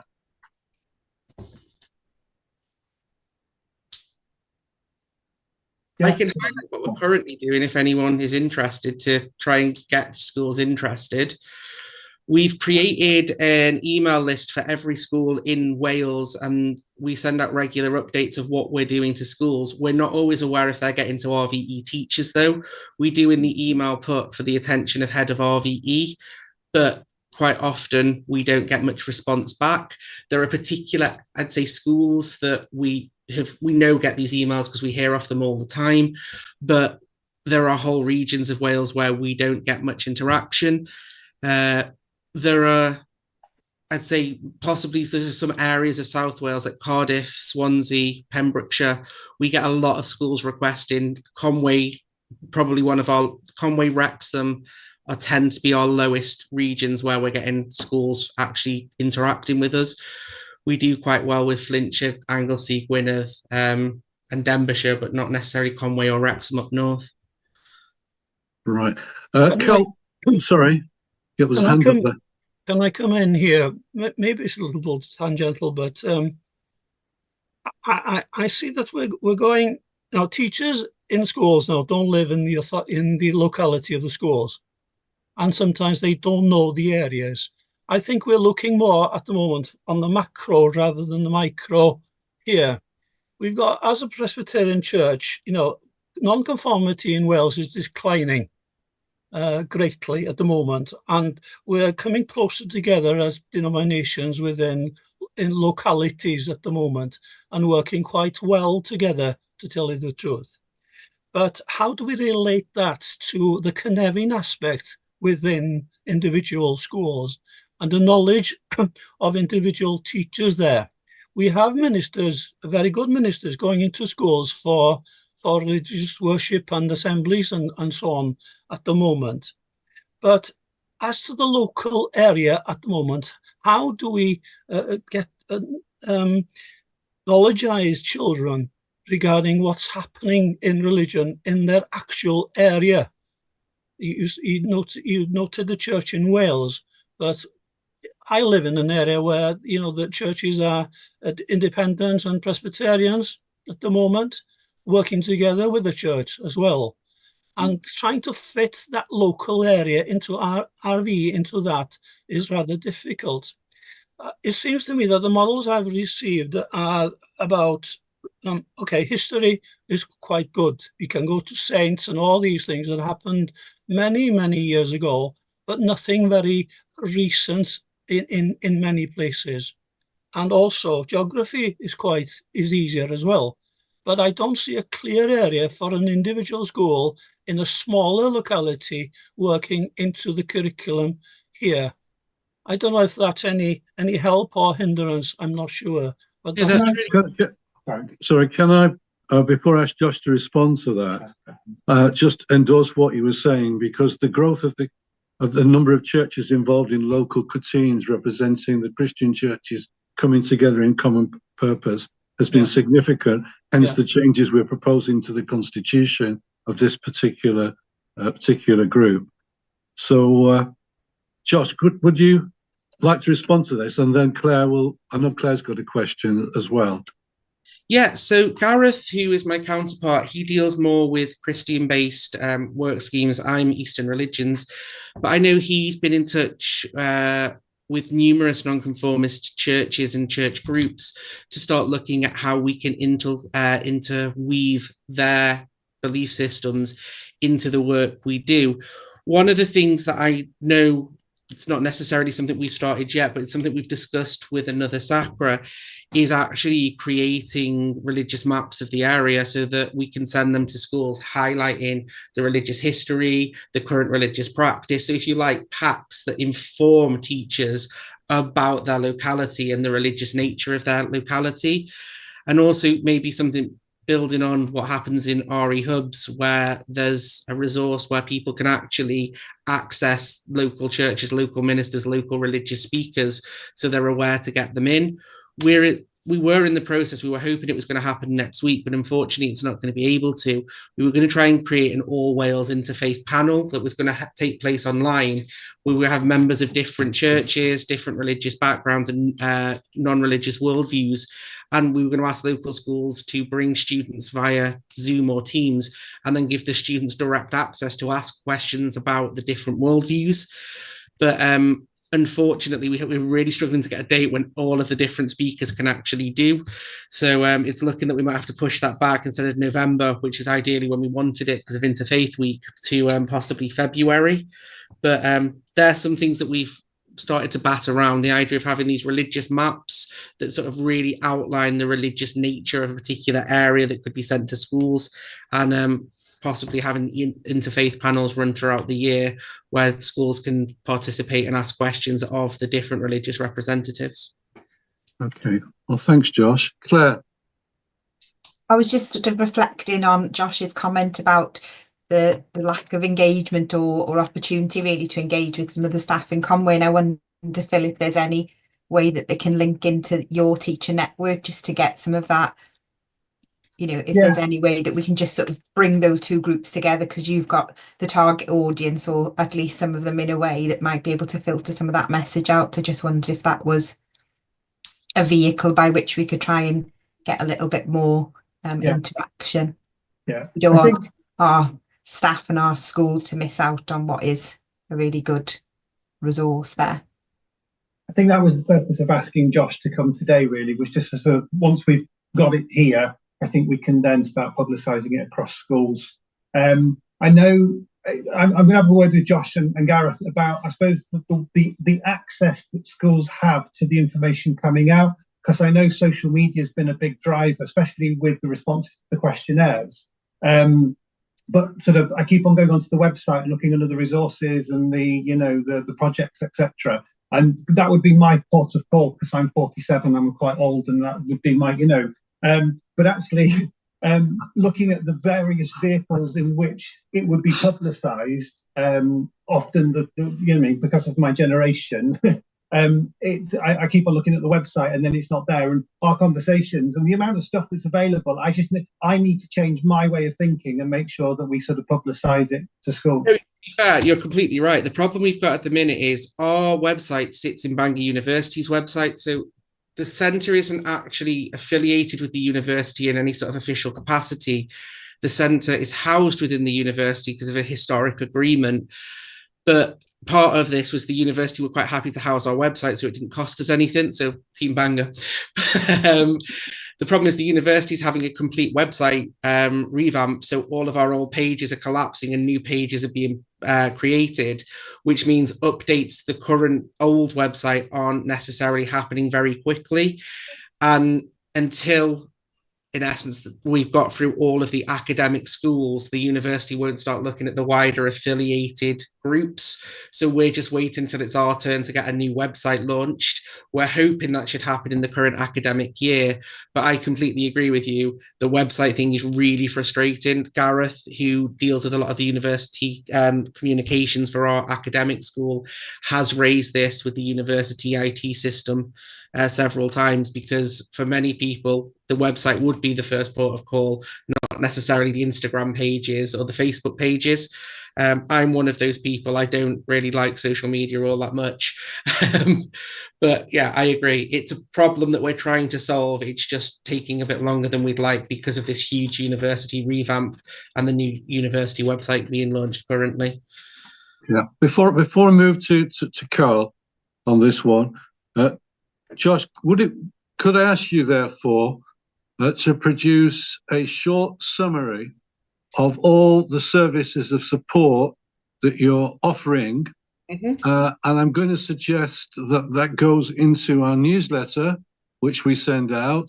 But in addition to that, if it's something we could print off, and therefore we could distribute it through the teacher network to people who come along to those meetings, to take back into their own schools. So that really makes sure that there's hands-on access to that, rather than just whether they pick it up through, emails and so forth. Absolutely. I can get that written up the start of next week and send that across. That'd be great. Okay. Carl. Hi. It's basically just to support what Claire was saying in terms of, getting that information out to schools, because I'm fortunate. I'm kind of an alumni of the Welsh National Centre for Army under John Summerall and Raina Thomas, and Phil thinks he's old. He should try my few years on top of him. But that was an resource, and I know when I first started teaching in North Wales, it still existed, and then kind of, as you'll know, Josh, kind of lost funding, lost support, and I wasn't aware that it's had a rebirth. So it's really exciting for me as an alumni to hear this. And I'm pretty certain you'll be knocking on open doors when teachers are aware of exactly what it is you offer. I know for a certain, we'd be really interested in coming over and maybe bringing our A-level students over to visit the centre and have a chat with you as well. That'd be great. Yeah, grand. Thank you. Okay, well, I'll leave you to organise that between you then. That's really good. But hopefully that will happen more frequently if we can get this information out as well. Claire. Oh, your hand's up, sorry. Yeah. I think it's a speech whilst icon. Looks like a hand. Oh, right. Okay. Dwi'n dysgu Cymraeg. You were talking about this analysis of Key Stage 4 and the amount of time that's actually been given to RVE. So where's your data gathering coming from, and how's it being provided? So what initially happened with the first report is it was never meant to be a report. It was initially, we created a questionnaire to ask teachers what was happening in their schools about RVE to figure out how we could support it. But when the data came back, there were some concerning figures, and it was suggested that we needed to let Welsh Government know about this. And we've met with them twice now, and to be fair, they've been quite open to it, and they're really positive about us producing this second report, which we're hoping to present to them after the new year.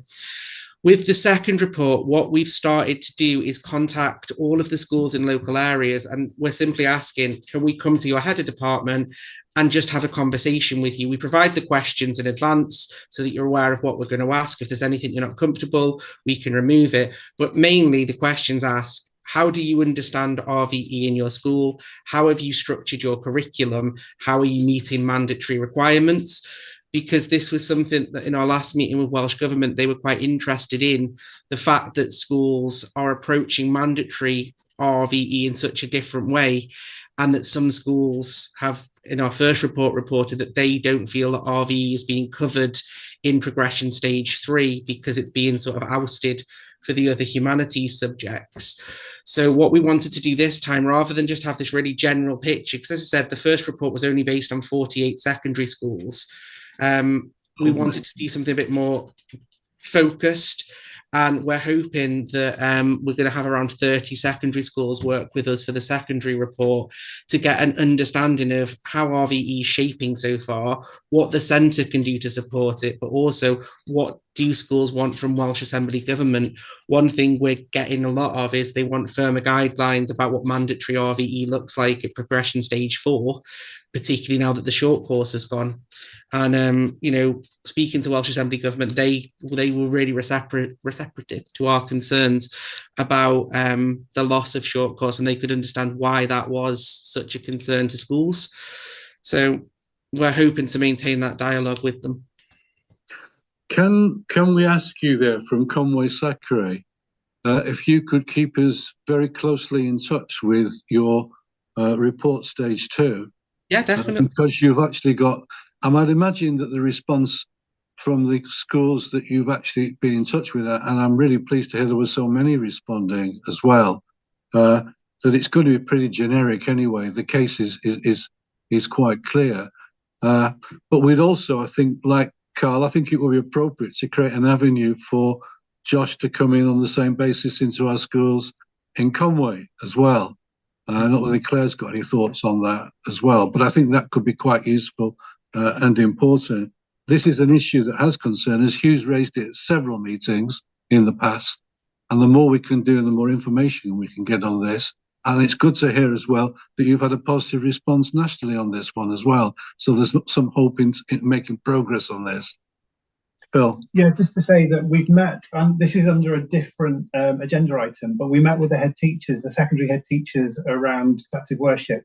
And I asked them the question about provision at Key Stage 4 and Key Stage 3, the old Key Stage 3 and old. Well, I wonder when we're going to get rid of that language and start just talking about year 7 to 11, who knows? And I asked them directly, because it's very easy to go to heads of department and almost bypass the heads, but I don't think that's the proper way of working. I think we need to go to the head teachers first and then work through, you know, asking them, can we have a conversation with, like Josh has already alluded to, asking the schools if we can have a conversation with heads of department. We've got a report from 5 of the 7 high schools on their provision at year 10 and 11 and year 12 and 13, which makes for very interesting reading. And I can pass that to Josh with permission from the head teachers. But I was thinking, in terms of we've managed to meet with the head teachers, and they're very welcoming. And I think anything that we want to present to their teachers, I think, Claire, it would be, you know, I think they would welcome us just to sort of present that and ask it as a formal request, personally, face to face, before then head teachers provide us, or heads of department provide us with any extra information. Okay, well, that's a route forward. I would agree with the premise of that, Phil, because I think as well, you know, you can go to heads of department sometimes, but they're not the change makers or deciders. So, you know, I think it's about making sure that communication is open and transparent, so that it's feeding up and down the system in all the right ways, and it's making sure that people's voices actually can have an impact, because we all know, don't we, collecting information is one thing, doing something with it is completely different. So I think, you know, it's making sure that everyone's included, and of course the heads, I'm sure, would pass that work to the heads of departments, but I think keeping them involved and engaged is really important as well. Okay, well, let's keep this as a live issue then, very much. And also, as I said, we still would welcome, Josh, feedback from you on your key stage 2, sorry, on your stage 2 report. Yeah, that would be really, really helpful. Can I ask you a question before we move on, as there's lots to get through yet? Would it be helpful if we were to provide you with a list of church leaders in Conwy who would be happy to participate in going into schools and, you know, and providing whatever you thought was appropriate into what you would call the religious conneffing of North Wales. That would be brilliant if you're happy to do that. That would be fantastic. Well, if we pass this motion today later on about a constitution, we'll have an immediate access into all the churches in Llandudno and all the churches in Rose and Conwy. And I know some of them will be very happy to do that. So I'll take responsibility for doing that. And we will have at the next meeting representatives, hopefully, from both of those groups as well. And we can take that forward. So we will do that. I'm just ticking that one off. Okay, well, I'd just like, on behalf of all of us, to thank Josh for what has been a really interesting and very helpful and informative input. Before we leave, are there any final questions? Okay, we'll move on to the next item, which is the annual report, which, as you know, goes out once a year, obviously. I just want to just say one or two things with regard to that. Since we've had a strategic plan for the work of SACRE, we've made a lot of progress in knitting what we do into the overall planning of the local authority. And we've always had someone at these meetings like Lowry and Claire to actually sort of emphasise that. And of course, Phil's been appropriately seconded to the EIS when it's been appropriate as well. We have, over these last few years, despite all the problems that schools have faced, provided a lot of support and guidance of a very high quality, which has been much appreciated by the teachers who have accessed it. And that's been really important, given the need for specialists in our schools. The big issue is that many teachers aren't aware of it still. And this is down to head teachers and, by implication, chairs of governors. And therefore, for me, raising awareness, which is the next item on the agenda, especially in secondary schools, is going to be really, really important. In terms of taking the strategic plan forward, the impacts of COVID obviously have been significant, but nevertheless, we have been able to implement our plans quite considerably. Looking ahead, collective worship, which is 50%, I have to emphasize, that's 50% of our remit and responsibility, is going to be dealt with on this agenda. We've talked about as well today the knit between the national curriculum and the new GCSE. I think that's an important priority, and we said today we just keep that live. My moving, I think, needs, therefore, a new plan.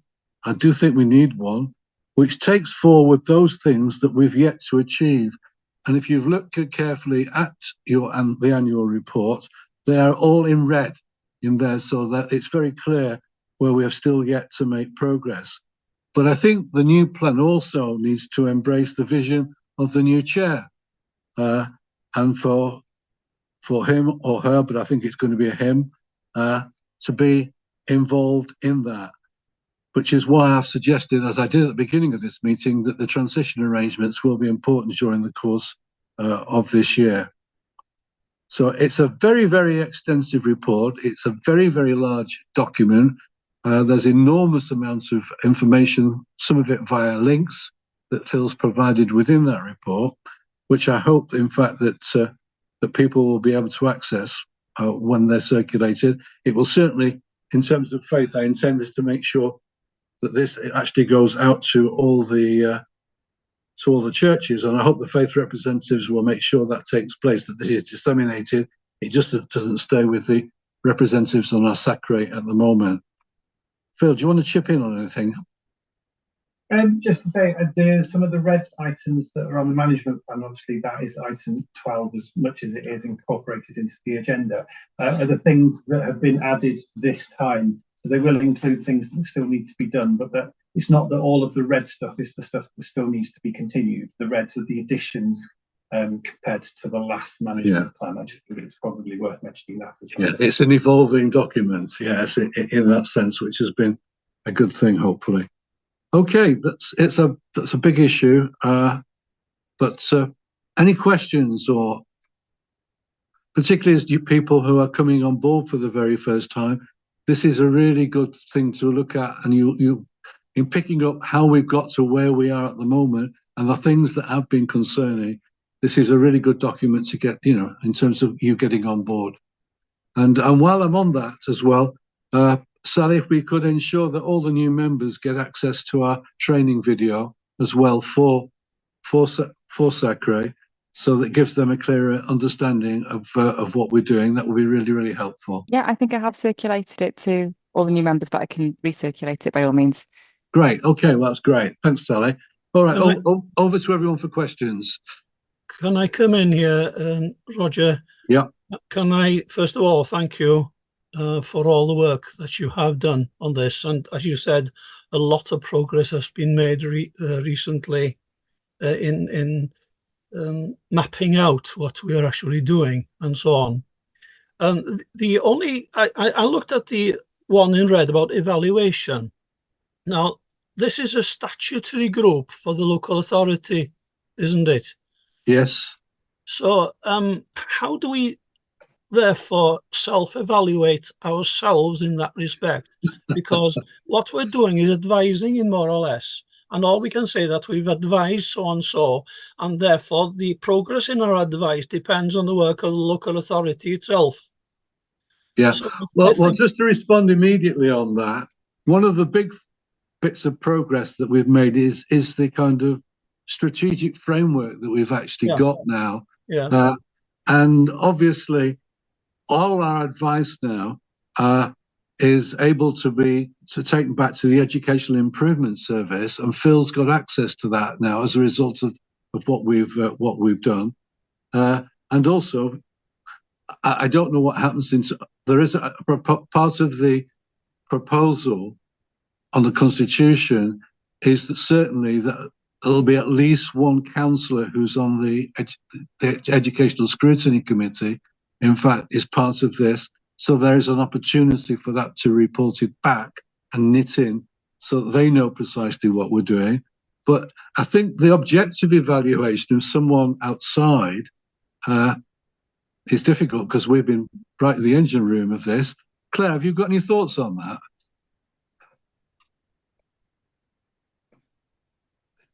I don't want to speak for Lowry. I suppose it's one for us to ponder, but I'm happy to take that back for a discussion, and because it is who's checking the checkers, really, I suppose, is the question, right, isn't it? Yeah. So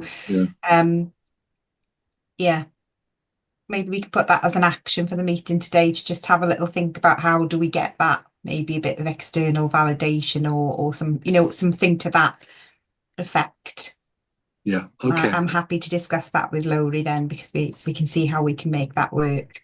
Okay, that's helpful, okay, Claire. Yeah, that's fine. We won't make that proposal for voting on, but we could just record it as an action, Sally. Okay. Any other thoughts on the report, or to pick up on anything that Hugh's just said?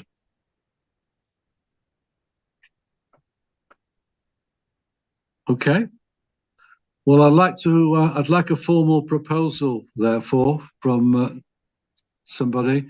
Yeah, I'd like to propose the Chair. I think it's an excellent document, and again, I'd just echo the congratulations on the work and the care. So yeah, I'd like to propose it. Yeah. Thanks very much, Neil. That's really appreciated, because we do spend a lot of time, don't we, Phil, on this sort of stuff. Okay, could I have a seconder, please? Happy to second that, and again, thank you. As a newcomer, it is a very helpful introduction to the work, SACRE. Okay, thanks very much for that. Right, okay, so that's formal proposal. Faith representatives? In favour? Thank you. Schools? Thank you. Councillors? Yeah, I can't see. Yeah. Okay, that's unanimous by the looks of it. Okay, well, thank you very much for that. We'll move on to the next item, which in fact is raising the profile. I've said all I wanted to say, really, in my chair's introduction to the report with regard to that. And seems to me there are 5 areas that we could do, that can be used, continue to be used, or developed with regard to that. One is about publicity material, and we'll kick off with that in a second, but also our relationship with the Secondary and Primary Heads Forum, and if Carl's got any comments on that, and Sian as well, will be helpful. Governors, newsletter, and the teacher network. But let's start off with the first one. If we're going to raise the profile, we do need publicity material.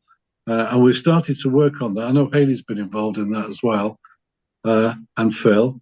So I'm going to pass that over to you, Phil. I'll just share my screen and show you very much a draft document that both Hayley and I were involved in. This was as a response to the questionnaire, and we met to discuss about publicity, really. How do we make schools more aware of what we do? There is obviously the local authority newsletter that goes out regularly, and we're becoming, I think, more, we have more of a voice in that than we've ever had before, which I think is positive. And the head teachers and the both primary and secondary heads forum, I am conscious, though, from reporting back on the collective worship a little bit later, is that it's one representative for a cluster in the primaries where everyone is represented in the secondaries. So there's another chain of communication. And so in terms of passing on information, I've got to be very specific in maybe asking our request to be passed on to the cluster head teachers or the cluster leads on RVE. So that's something for myself, really, just to be clear, if we are talking to those representatives, that they pass on that information. We have heard secondhand, though, that information is coming through because there were teachers that signed up for the primary network that had conversations with their representatives on the cluster. So it is working, and we just need to make sure that that continues. On the screen is a Canva. This is, again, new to me. I'm too old for this, scaring me.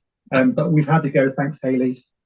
This is very much a draft leaflet that we could save and send around to the schools, just to talk about what the SACRE is, who are we. There's a nice photograph of Roger on there, as you notice, bottom left, not top right. The QR codes are things for sort of, I put the SACRE hour. It's funny, actually. I was on there last night, sort of adding QR codes. And then when I tried to access it this morning to get the minutes, it said that the local authority website was down, and I panicked because I hadn't saved the minutes. But Roger had got some, so thanks for that. But the QR codes can be scanned, and you can get access to the minutes and our reports and our presentations. I think there is the YouTube element on Conwy as well, that you could access these. You can see us talking. I could see myself talking on YouTube if I was to access that. Right now. So that's the first page. And then on the second page, it again needs to be finished. But on the left-hand side, we've got our agreed syllabus with a QR code where people can access that. And I would encourage, I think I showed Hayley the annual report again and just reminded her and all schools that there's a lot of information. That the purpose of having all of those links to the other things was to try and get schools to read the annual report in the first place. So actually, it's a whole host of resources within that document. And so actually, as more schools are aware that they can go to the annual report and find links to further supportive materials, then that's going to hopefully create a bit of a buzz around the agreed syllabus. That's the reason we did that in the first place. And then we've got, oh, sorry, that would be the annual report on the right-hand side. I couldn't put a photograph of the annual report because it's not been agreed. It's only draft in its current form, and I wanted to have it passed today before we put a QR code to it and a photograph of, or a picture of the front of the annual report. The agreed syllabus is on the left-hand side, sorry. I need to go back to the RVE network and see if it's worth putting the key links to the clusters on that leaflet. And so whether schools and those individual teachers would be happy that this is a public document. You know, it would be out in the public domain. And so I don't know how it goes with GDPR, because I know that school would be, it's not a personal email, it would be a works email. But we just need to sort of clarify those sorts of things. And I want to go back to the teacher network. So Sian and Hayley, whether we would be happy having your name in lights on the leaflet as a point of contact for that particular cluster. And then a link to SACRE on the top right-hand side, because I think they are a good source of information around what SACREs are and what SACREs do.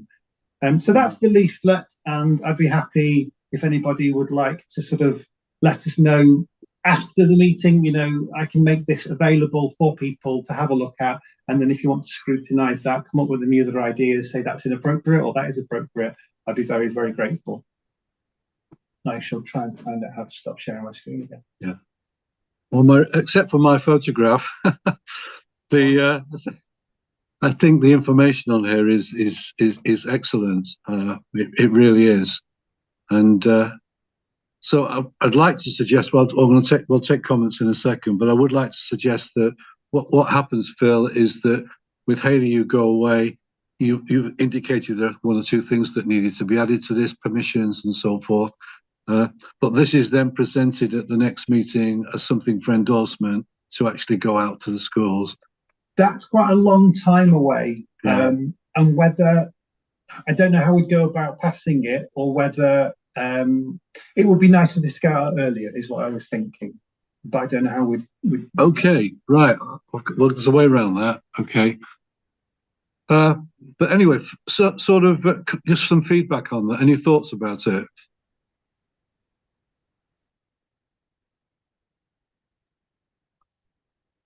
I'm going to take silence as a genuine, as a consensus that people. I'm sorry to come in all the time, but I would. This is just a personal feeling here now. I'd like SACRE in full on the top of any document that goes out, to say exactly what it is, because I've tried to explain to my own presbytery at the moment what SACRE is, and I've had to rewrite in very simple terms. They call it differentiation, and you want to know straight away what does SACRE do. Then you have to look exactly to the side to note a standing, as the team is saying, a standing advisory council there. So I would prefer to have the SACRE in full with a bracket after it.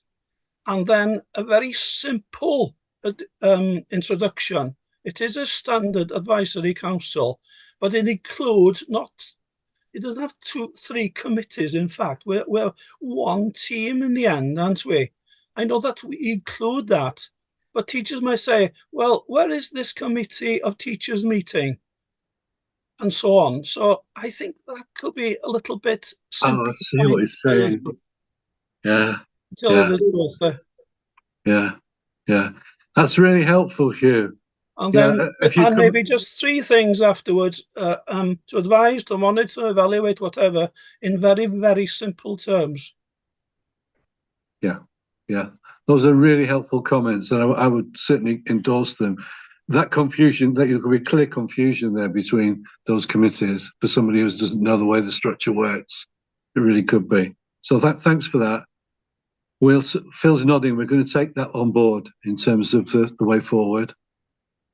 Any other thoughts?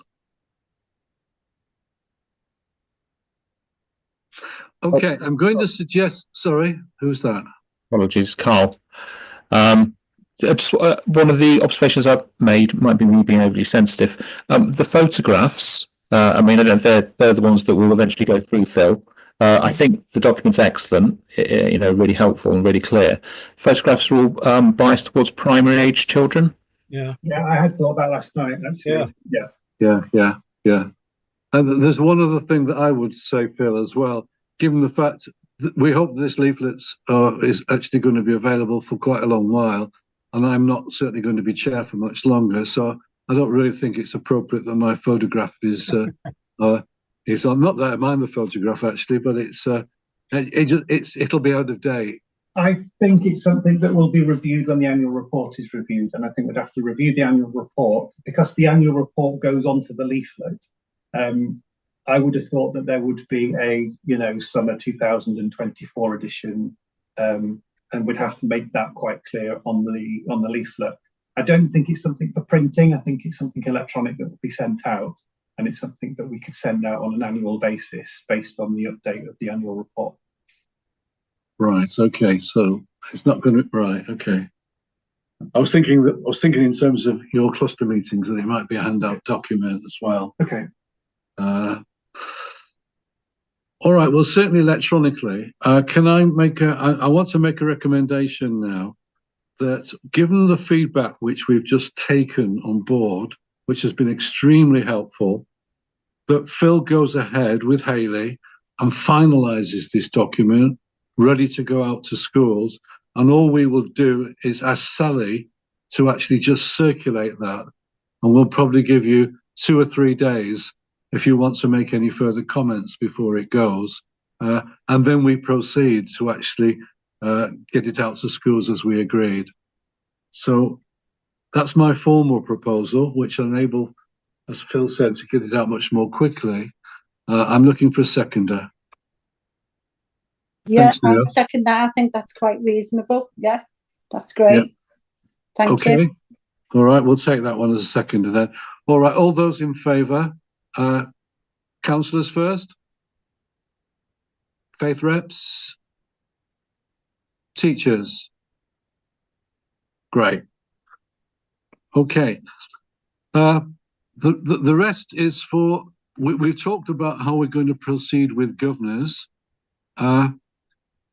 We've talked about, I just wonder, we've talked about the newsletter and getting the resources that are available from the National, from the National Centre into that.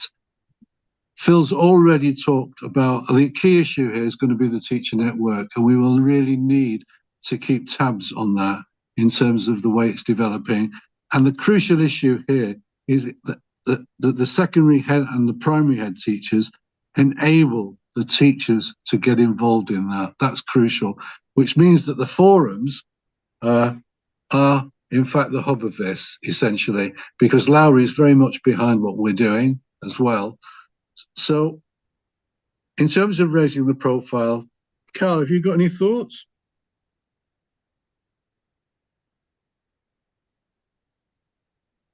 To be fair, Chair, I think the things that have been discussed this morning in terms of, well, lots of things have been discussed, haven't they? You know, the SACRE leaflet will help. The conversations with secondary head teachers about asking heads of department to be considering the questionnaire will help. I think all these little things are going to help raise the profile rather than any one particular action would be my view. I don't know if that's a fair comment. Okay, well, we just need to keep the ball on the field, really, to use a football analysis. Sean, have you any thoughts? Yeah, I was just going to say the place where I get the most of my information is Conwy Schools newsletter, the Reach newsletter, and obviously that leaflet, as Carl says, will be, you know, it's a good, easy read, isn't it? It's clear, it's to the point, so I think that'll make a difference. Okay, well, we don't always get stuff into the newsletter, do we, either? I know we have this time on the Governor Association, but maybe that's something that I think anything that we wanted to be in the newsletter has ended up, it's in the newsletter. Yeah. That's where I get most of my information anyway, and I think, Carl, that would be the same for you, isn't it? Yeah, to be fair, Sean, I think a lot of us recognise it's almost like a to-do list, but it's a really helpful one because it just gives us a focus of what it is as schools we have to respond to on a sort of county-wise basis. So I think SACRE having something there would be helpful. Okay, well, we'll bear that in mind as well. I'm going to move on because I'm conscious what we've still got to get through here. item 12, the strategic management plan, we have effectively dealt with that already through the annual report. And we've also talked about the next steps, which we've basically agreed, which are the transition arrangements. In taking that forward, do we need to go beyond? We've actually got yourself, Phil, our vice chair, and myself. Would anybody else like to be involved in when we come to the point of discussing that and taking it forward?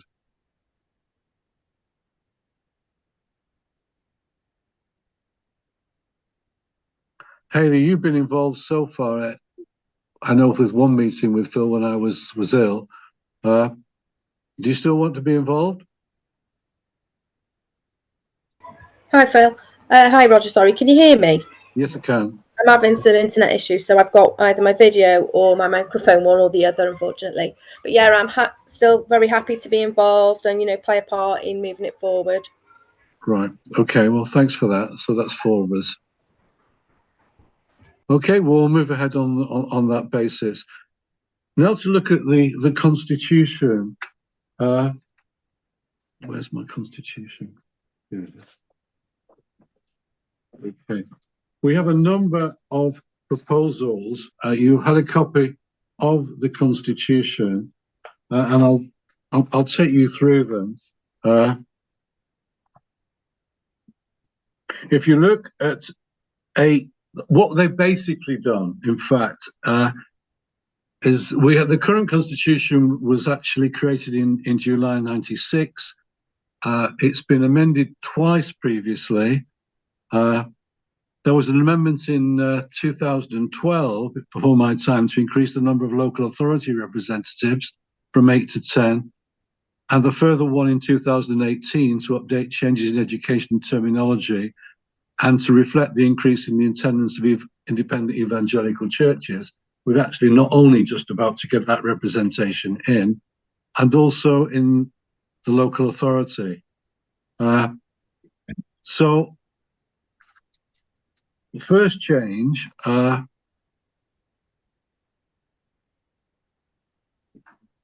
you have the paper, so I'm not going to go through all the summary that I've actually made there, but I do need to go through the Constitution with each particular change. On item 8.3, we've included the provision of a highly qualified specialist to advise SACRE, and we've put that into the Constitution. We haven't specified it's full-time, in fairness to the local authority, because this, in fact, was changed quite a while ago, but that is now part of the Constitution. We couldn't operate without the services of somebody like Phil. You will all, number 9, you will have all recognised that we've actually now operating online. So there's a whole change in relationship to the Constitution in relationship to that, and Sally's provided that and what will take place there. In the previous Constitution, it just talked about having a relationship with other SACREs and so forth. So I put into the Constitution that we're a member of the Welsh national body of SACREs, WASACRE. On item 12, in the matter of local authority representatives, 10 members could be selected. We don't have 10, obviously, but could be selected. We haven't got representatives from all the groups. I noticed the Lib Dems, for instance, haven't got a representative on this committee. But the important thing from my point of view is that at least some of those will be members of the Education and Skills Overview and Scrutiny Committee, so that we do have that link between the educational oversight provided by the Council and the RVE oversight that we're actually providing ourselves. And that can be reported back consequentially. 13.2 takes on board, in fact, that we've now actually got a humanist representative. It's not in the Constitution, but we implemented that as quickly as we could do, and that's why we've got Neil attending today, but it does need to be in the Constitution. And then I've had a particular concern about the way that what we do is fed back into the local churches and takes, and that they get informed. Consequently, I eventually, as a member of my own Catene, and Catene are the Churches Together organisation, which brings together virtually all the churches within a particular area. And I'm a member of Llandudno Catene. As a member, therefore, I've been able, I represent, in fact, my own church on that, Holy Trinity, but I've been able to actually provide a regular report back and take feedback on the work that we're doing, which has been really, really helpful. And again, has been raising awareness as well within the churches of what we actually do. I've also spoken with with Rose and Colwyn Catene, which represents a large number of churches. And that's why Claire is actually observing today's meeting, because she's been elected by them potentially to represent them. And I think that will improve the feedback. And given that, for instance, that issue that we've talked about with Josh today about involving individual churches and so forth, and feeding into what's provided through the curriculum, this will enable that to happen much more smoothly and make sure that all churches have that opportunity. So those two things, they're representatives of Llandudno Catene, Churches Together, and Colwyn Bay and Rose Catene is in there. Sorry, I'm losing my voice. And then final 16, that in terms of representation from the local authority, that head teachers, it just said head teachers to provide advice. I've added from specialists within their schools when called upon. And of course, Carl was able to provide Glyn Bellis at a recent meeting when we had that excellent presentation with regard to what was happening in the secondary sector in a particular school there. And also a representative of the Education Improvement Service, Claire is here, in fact, today.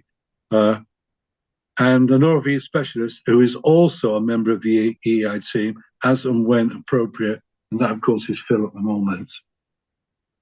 So all those changes that are proposed are already effectively taking place. And what we're making sure is that the Constitution now actually encapsulates all of them. The only brand new thing, in many ways, is the link between the Education and Skills Overview and Scrutiny Committee and the individual the churches through Catene. So all of those proposals I'd like to take on block, but before I do that, any questions or feedback?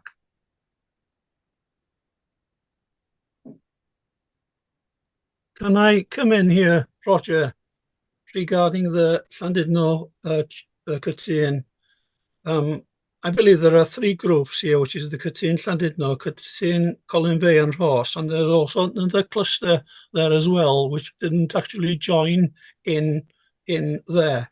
So at the top, we say that we are the people that invite these, don't we?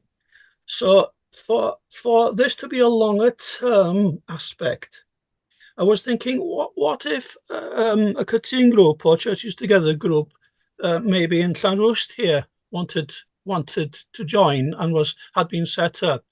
Should we actually name places like Llandudno and Colwyn Bay and Rhos and so on in a constitution, which is not normally done, as far as I can see? That any, could it be said that it would cover for the future as well? Yeah, I've got you completely there, Hugh. I think that's a really good suggestion there, and therefore we should just change it to representatives of all the Catene's churches together within the Conwy County. Yeah, something like that I think would be more appropriate for a constitution, rather than naming actual places. Yeah, that would be. Yeah, okay. Yeah, that'd be really helpful. And hopefully if Conwy Catene, for instance, or Llanrwst Catene came alive again, that will provide an avenue for them as well. Okay, I'm happy to accept that as an amendment. I've got one further amendment to come to yet, but any other further questions or thoughts on that?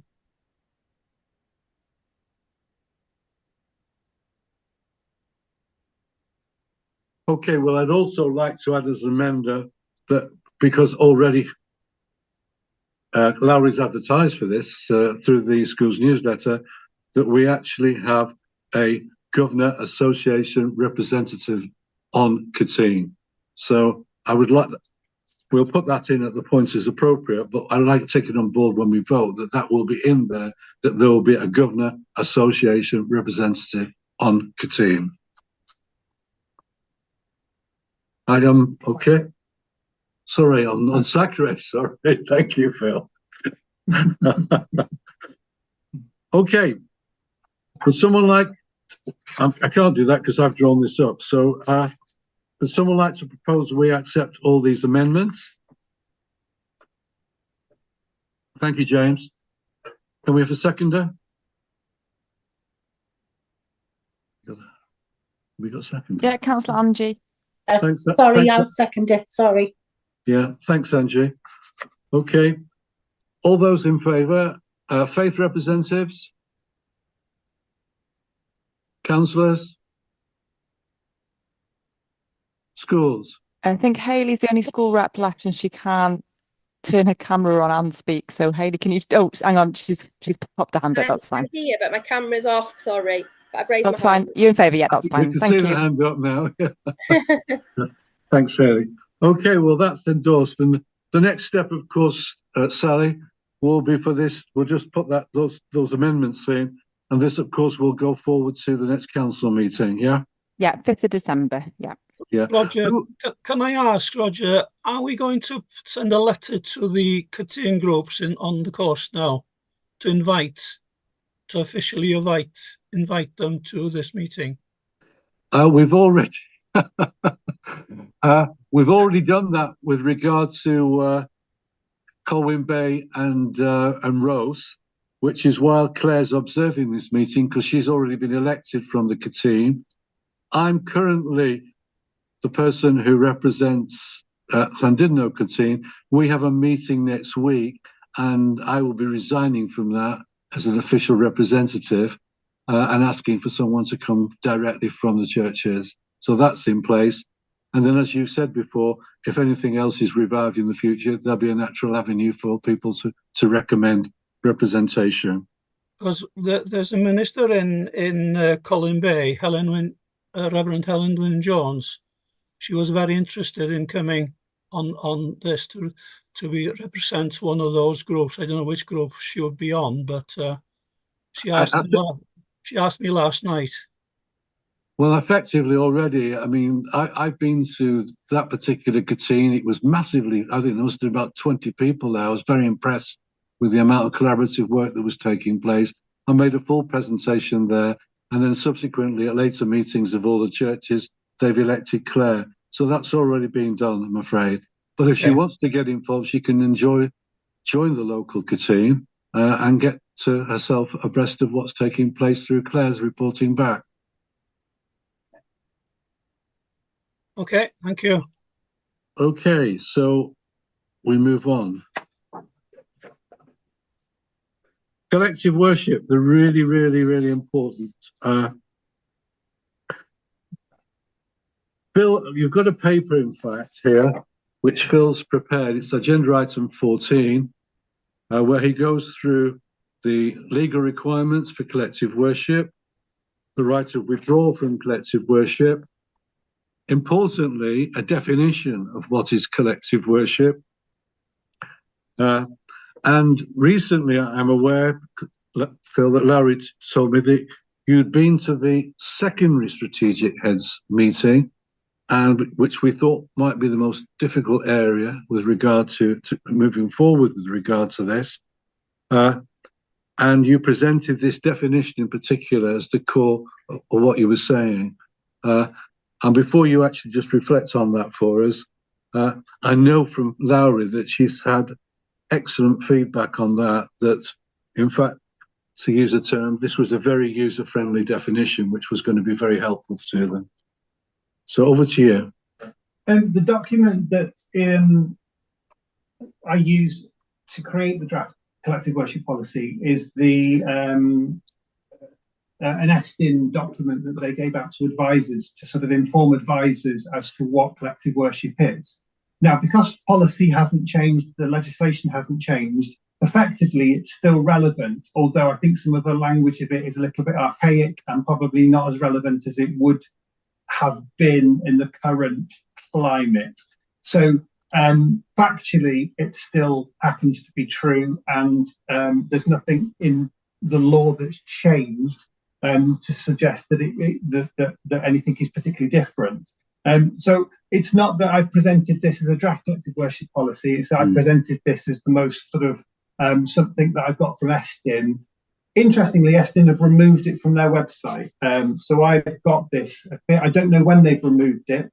I think it was 2018 that it was dated, but it's no longer available. But as I said, there's no change in legislation. So in that sense, it is all still relevant. It's interesting on the second page. I think the first page is pretty sort of self-explanatory. It talks about the legal requirements for collective worship, and it talks about the right of withdrawal for collective worship. They still stand. I think the bit around what is collective worship, as it's read there, and it is from the 1094 document that is still relevant to this, it doesn't feel like it reflects what most schools would do or should do.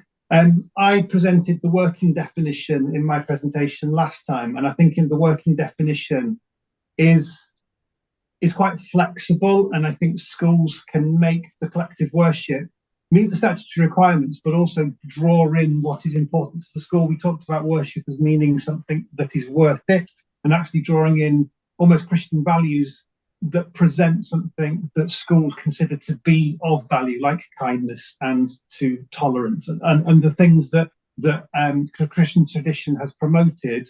These can then be drawn in because schools think they are worth it, and maybe using Christian story, Christian narrative to reinforce these values, as opposed to some of the formal language that's in the definition under what is collective worship, and there's a few paragraphs there. So I'd welcome a response from members really on what their thoughts are on that one. The ESTIN talk about an act of collective worship may incorporate one of the following components: reflection, prayer, song, and reading. There is a conversation around prayer and whether that is an infringement of human rights. There's nothing in legislation that's changed at the moment, so that again is still relevant, but whether it's appropriate is something that again we could have a conversation around. But actually making something that is statutory suitable for the school's needs and to support schools and their learners, I think is something that is far more important. What I've not included is how schools then would go about organising that within their own institution. So I know that some draft policies would have, on a Monday, we've got a large whole school gathering. Collective worship is done on Tuesday to Thursday in class, and then we have a celebration assembly where a collective worship opportunity is provided within a celebration assembly. And then maybe sort of resourcing that, a list of resources that schools can select when they're thinking about what they put their how they put their collective worship together. So it's not really, it's something I think we need to work on a draft collective worship policy. I found this from ESTIN and I've added my working definition, but it would be good if we could develop that as something to send out to schools. So basically this is a core information document and a very useful definition. We need to produce a policy on that. It was very interesting, certainly from my perspective, that you very clearly said an act of collective worship is distinct from an assembly. I think there could be many head teachers who thought that they were the same, and they certainly aren't.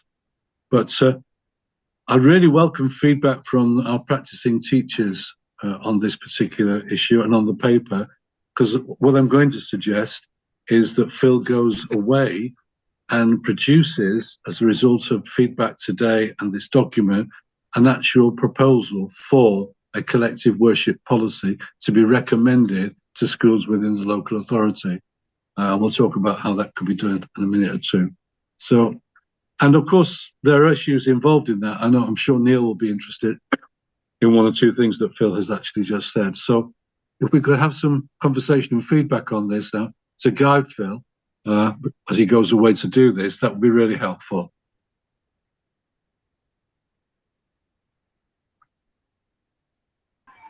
Well, myself and Phil have discussed bringing our current policies in schools to the table in the teacher network and sharing what currently is on in our policy. So I think we've mentioned that, haven't we, Phil? Bringing them to our network meetings. Well, that's certainly a helpful start. Any feedback from colleagues, Hayley, with regard to any of the definitions in here? To be honest, not much has changed, and on the document that you've shared, the act of worship, reflection, prayer, song, reading, they're happening within our school on a daily basis. And as Phil said, we're having a couple of assemblies where we meet together and we take part in collective worship, and then they're also happening in classrooms. So we're still making sure priority is having it as a daily act of worship. Right. Thank you. Sian, are you there? Are you still with us? No, Sian's gone. Yeah, I knew she had a meeting at 12, so yeah. Okay. Is Carl still with us? No, Carl's had to go. Right. Okay. Neil, have you any thoughts on this before we move on? I mean, it's probably from a humanist perspective, a slightly. I mean, it is an issue for Humanist UK, and I think it was something that Welsh Humanists did question when it was looked at last year, when there was a consultation about collective worship in schools. But of course, I think the definition as it stands here is broad. And, I probably, I suppose as an educator, put aside my humanist hat for a minute. As an educator, I think the question is how the practitioners feel. And how are the secondary schools feeling? How does it work for them? And the primary schools, are they comfortable around these definitions? And if that's the case, then that seems a good thing. Yeah. It's about consensus, isn't it? Ultimately. So that takes us to the next point, therefore, and a bullet point on the issue. And maybe to say to those, so many new members today, that our last meeting, Phil declared an interest and how he set up his own business with regards to providing material for every year, certainly in the primary sector so far, a whole program of collective worship. And I know, for instance, I know Hayley thinks it's really good because she's already said so. The chair of the primary heads group, in fact, when I went to speak to them, said he was already using it, was so good. So the question I asked Lowry was, how do we share the materials which we endorsed? We endorsed all those materials at the last meeting, that we would promote them within the authority. She's suggesting that we do that via the strategic groups, that Phil's given an opportunity to further do that, which seems a sensible way forward, particularly when, as Neil was just talking, was about obtaining consensus there with regard to this. With regard to how we monitor delivery, Lowry was saying very much that she felt it needed to take place through the school development plans, which are also part of the school improvement framework, which is statutory, of course. That will be the way forward, so that we will see how certainly the school improvement service will then see how that revealed itself in the school development plans. So that was her suggestion. Phil, you were going to mention about examples of collective worship monitoring prompts. Yeah, I think with the teacher network, I think we can work on creating some prompts. So that was, you know, if it's the will of SACRE, we'll work on that as part of the teacher network. Right. Okay. So that's the kind of way forward we're looking at to taking this forward. I want to re-emphasize again, it's 50% of our remit is SACRE, and we haven't tackled it at all in the 5 years I've been involved. So it's important we actually get this right and we bring as many people on board. I know most of you are new to this, but I particularly would be interested to hear from any of the faith representatives, certainly on the working definition that we propose, before we actually move on and just endorse the way forward that we've just suggested.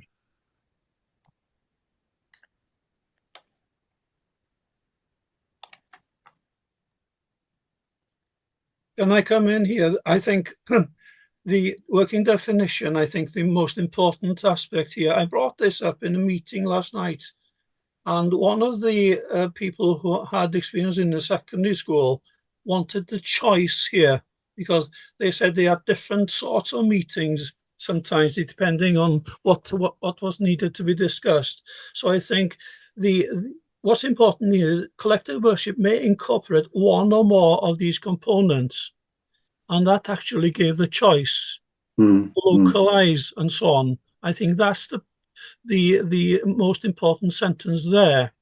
So there is need for guidance and examples and so on, but if we could work with that, I think it could work in practice in different places and in different schools and also in different situations. If we're going to be more precise, we are creating more difficulties for ourselves, really. The only thing that I was not quite sure of, what would the connection between the actual curriculum, RVE, and collective worship, and if there was. I know Eston doesn't have to report on this, only that it happens statutorily in schools. But whether something like the locality, but I know that the aim is there somehow. But does it need to be strengthened according to the changes in curriculum in any way? It's just an open question, really. I don't quite understand how this works. So I advise schools to keep their collective worship and their RVE separate because of the right of withdrawal that is not relevant for RVE, but it is still there for collective worship. If you combine the two, you muddy the water when it comes from the right of withdrawal. So I would advise schools to keep them very much a separate entity. And then that keeps things clean when having a conversation with parents. Okay, thank you. Yeah. James. Thank you. I wanted to pick up on Phil's description of how Christian value was, such as kindness, was used as a theme for assembly, and wondered whether, and also hearing Neil's comments as well, whether in the working definition saying that it should be concerned with reverence or veneration for value represented by a divine being or power might be a way of incorporating that the pragmatic approach that you described there, Phil, whilst also including the word value, so making that link with the RVE curriculum, and also providing a bridge, perhaps between for heads who are less comfortable with language of divinity, that would make it more likely that the policy was followed and adopted. Yeah, that's helpful, James. Can I ask you if you would? I don't know whether you got Phil's email, but if you could just put that down in language, and we'll get that. And if you're not sure what Phil's is, if you forward it to Sally, she'll make sure Phil's gets it, and we'll ensure that that's incorporated into the policy we eventually present to SACRE for endorsement. Thank you. That's really helpful. I've just put my email in the chat. Oh, right. Okay. Great. Neil has his hand raised. Neil, yeah. Yeah, sorry, Chair. Just I'm on page 56 and I'm looking at the working definition, and it says many of these values will be, so second line of the working definition, many of these values will be based on, but exclusively, the Christian tradition. Is that not exclusively? Sorry, it should be not exclusively. Yeah. Yeah. Thank you, Neil.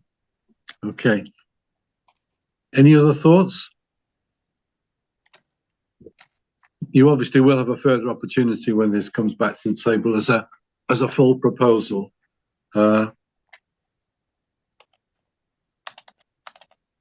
Okay.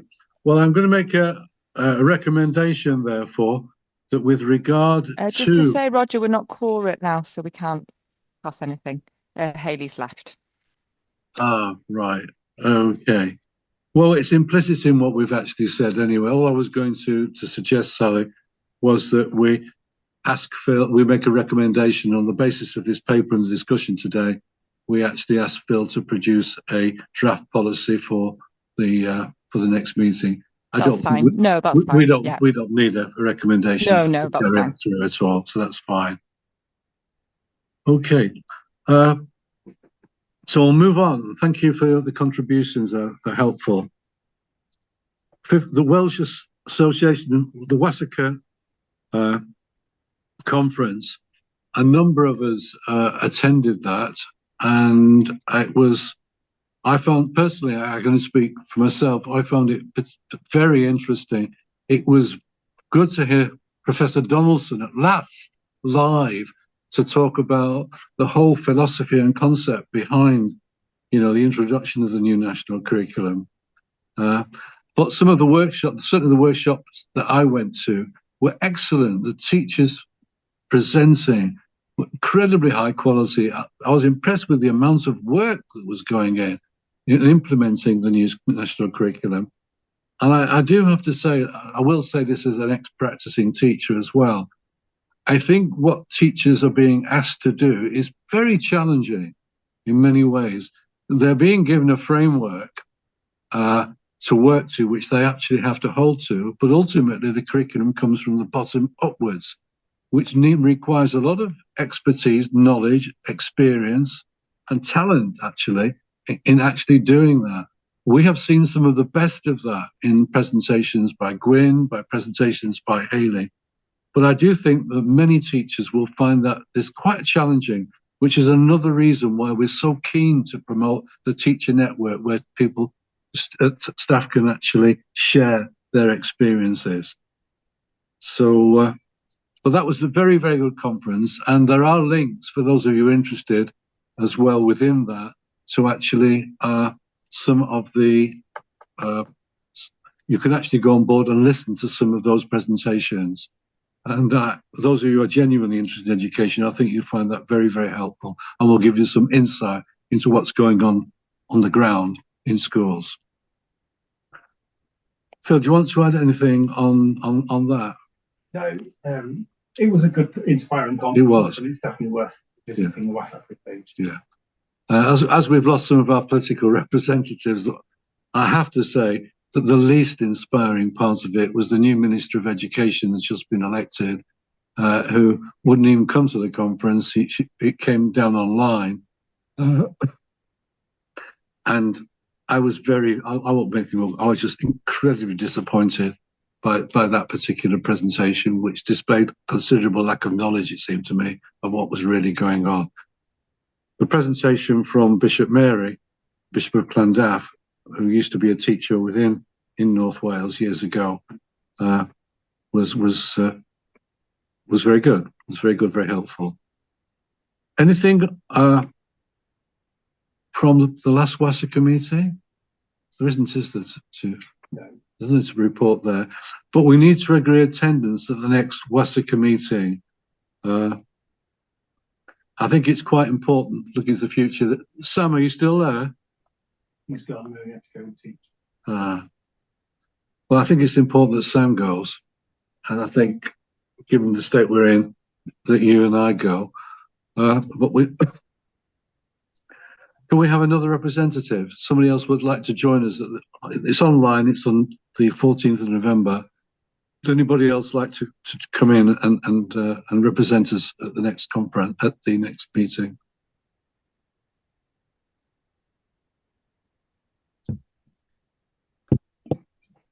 Sorry, Chair, I'm not available that day. Right. Me neither, sorry. Okay. I'm happy to do that, Roger. Thanks, Bronwyn. Thank you. So we've got another faith representative. That's 4 of us. That's great. And make sure, Sally, that Bronwyn gets the information on that then, please. Okay. Yeah, will do. Okay. The only bit of correspondence we've had was on the new religious education hubs. So yeah, we've been approached on that. So over to you, Phil. I'll just share my screen in 2 minutes, give you an overview of the RE hubs. It's sponsored by, I think, Column St. Gabriel's, which is a big player in religion, values and ethics or religious education. We have, hopefully you can see the page here. If I click on the hubs section, we've got our own page there. If I click on Wales, there's a whole host of things that schools can access. It's quite new. I think it's a couple of years old, and they're hoping that schools and sort of places of worship and places of interest may put themselves forward to be put on this. So if you click on the places of interest, you'll notice that most of them, well, actually, the first one is Bangor University, which is good, but a lot of them are down in South Wales. There's a good opportunity for places that would like to promote themselves as places that schools could visit, could put themselves up on here. So it might be worth having a chat with maybe the mosque in Llandudno Junction, whether they would they take visits and whether they would like to put themselves as a place of interest on the RE hubs. But that's an example.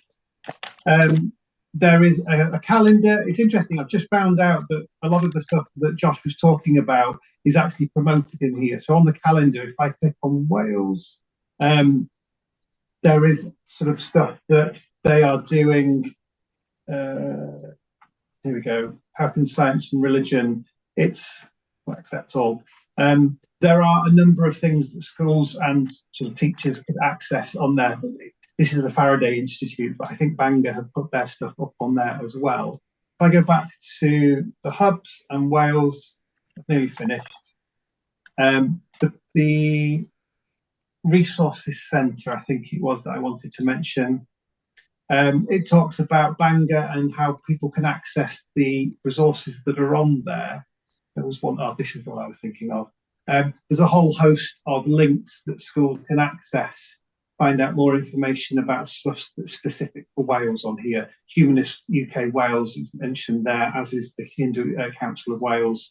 And actually that brings in the Cynefin rather than sort of this national flavour that can be more aligned to England. Actually, there is a Welsh voice in a lot of these areas. And I think this is definitely something that can be promoted in schools. So that's it. Please have a look at the website. And if you're involved with schools, please pass on that to schools. Okay, just a couple of things on that. Can we put the links and information about this into the next newsletter, please, Phil, if that's possible? Okay. Oh, David, sorry, you wanted to say something. Yes, sorry, just to pick up on that point there, we're always very open to any engagement with the local community or educational establishments. So certainly an open door there if anybody wants to do anything there. But I'll have a look at that resource. Very interesting.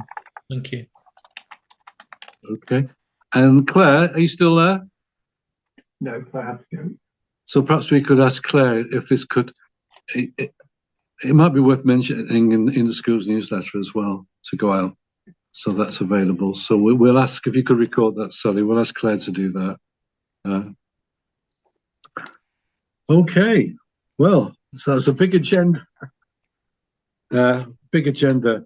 The date of the next meeting, Sally, have you got a date or are you going to circulate it subsequently? No, if you give me an idea of approximately when you want it, I'll have to cross-reference it with our committee calendar. It'll be February, I think. February, obviously avoiding the half term, yeah. Yeah. Yeah, I'll have a look and I'll come back to you with some proposed dates, Roger. Okay, thanks very much, Sally. Okay, well, thank you very much for all your contributions to today. It's been I think this has been an important agenda. We've covered some big issues, we really have. But I think we continue to having a positive way forward. And particularly for those of you who are new, we welcome your involvement and hope you will feel, as you get empowered by greater knowledge, to make an increasing contribution to our discussions. So thanks, everybody, and have a good Christmas, and we'll we'll see you in the new year.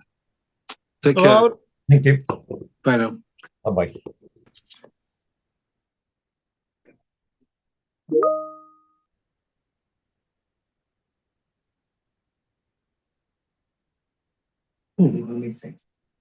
Sorry. You leaving the meeting?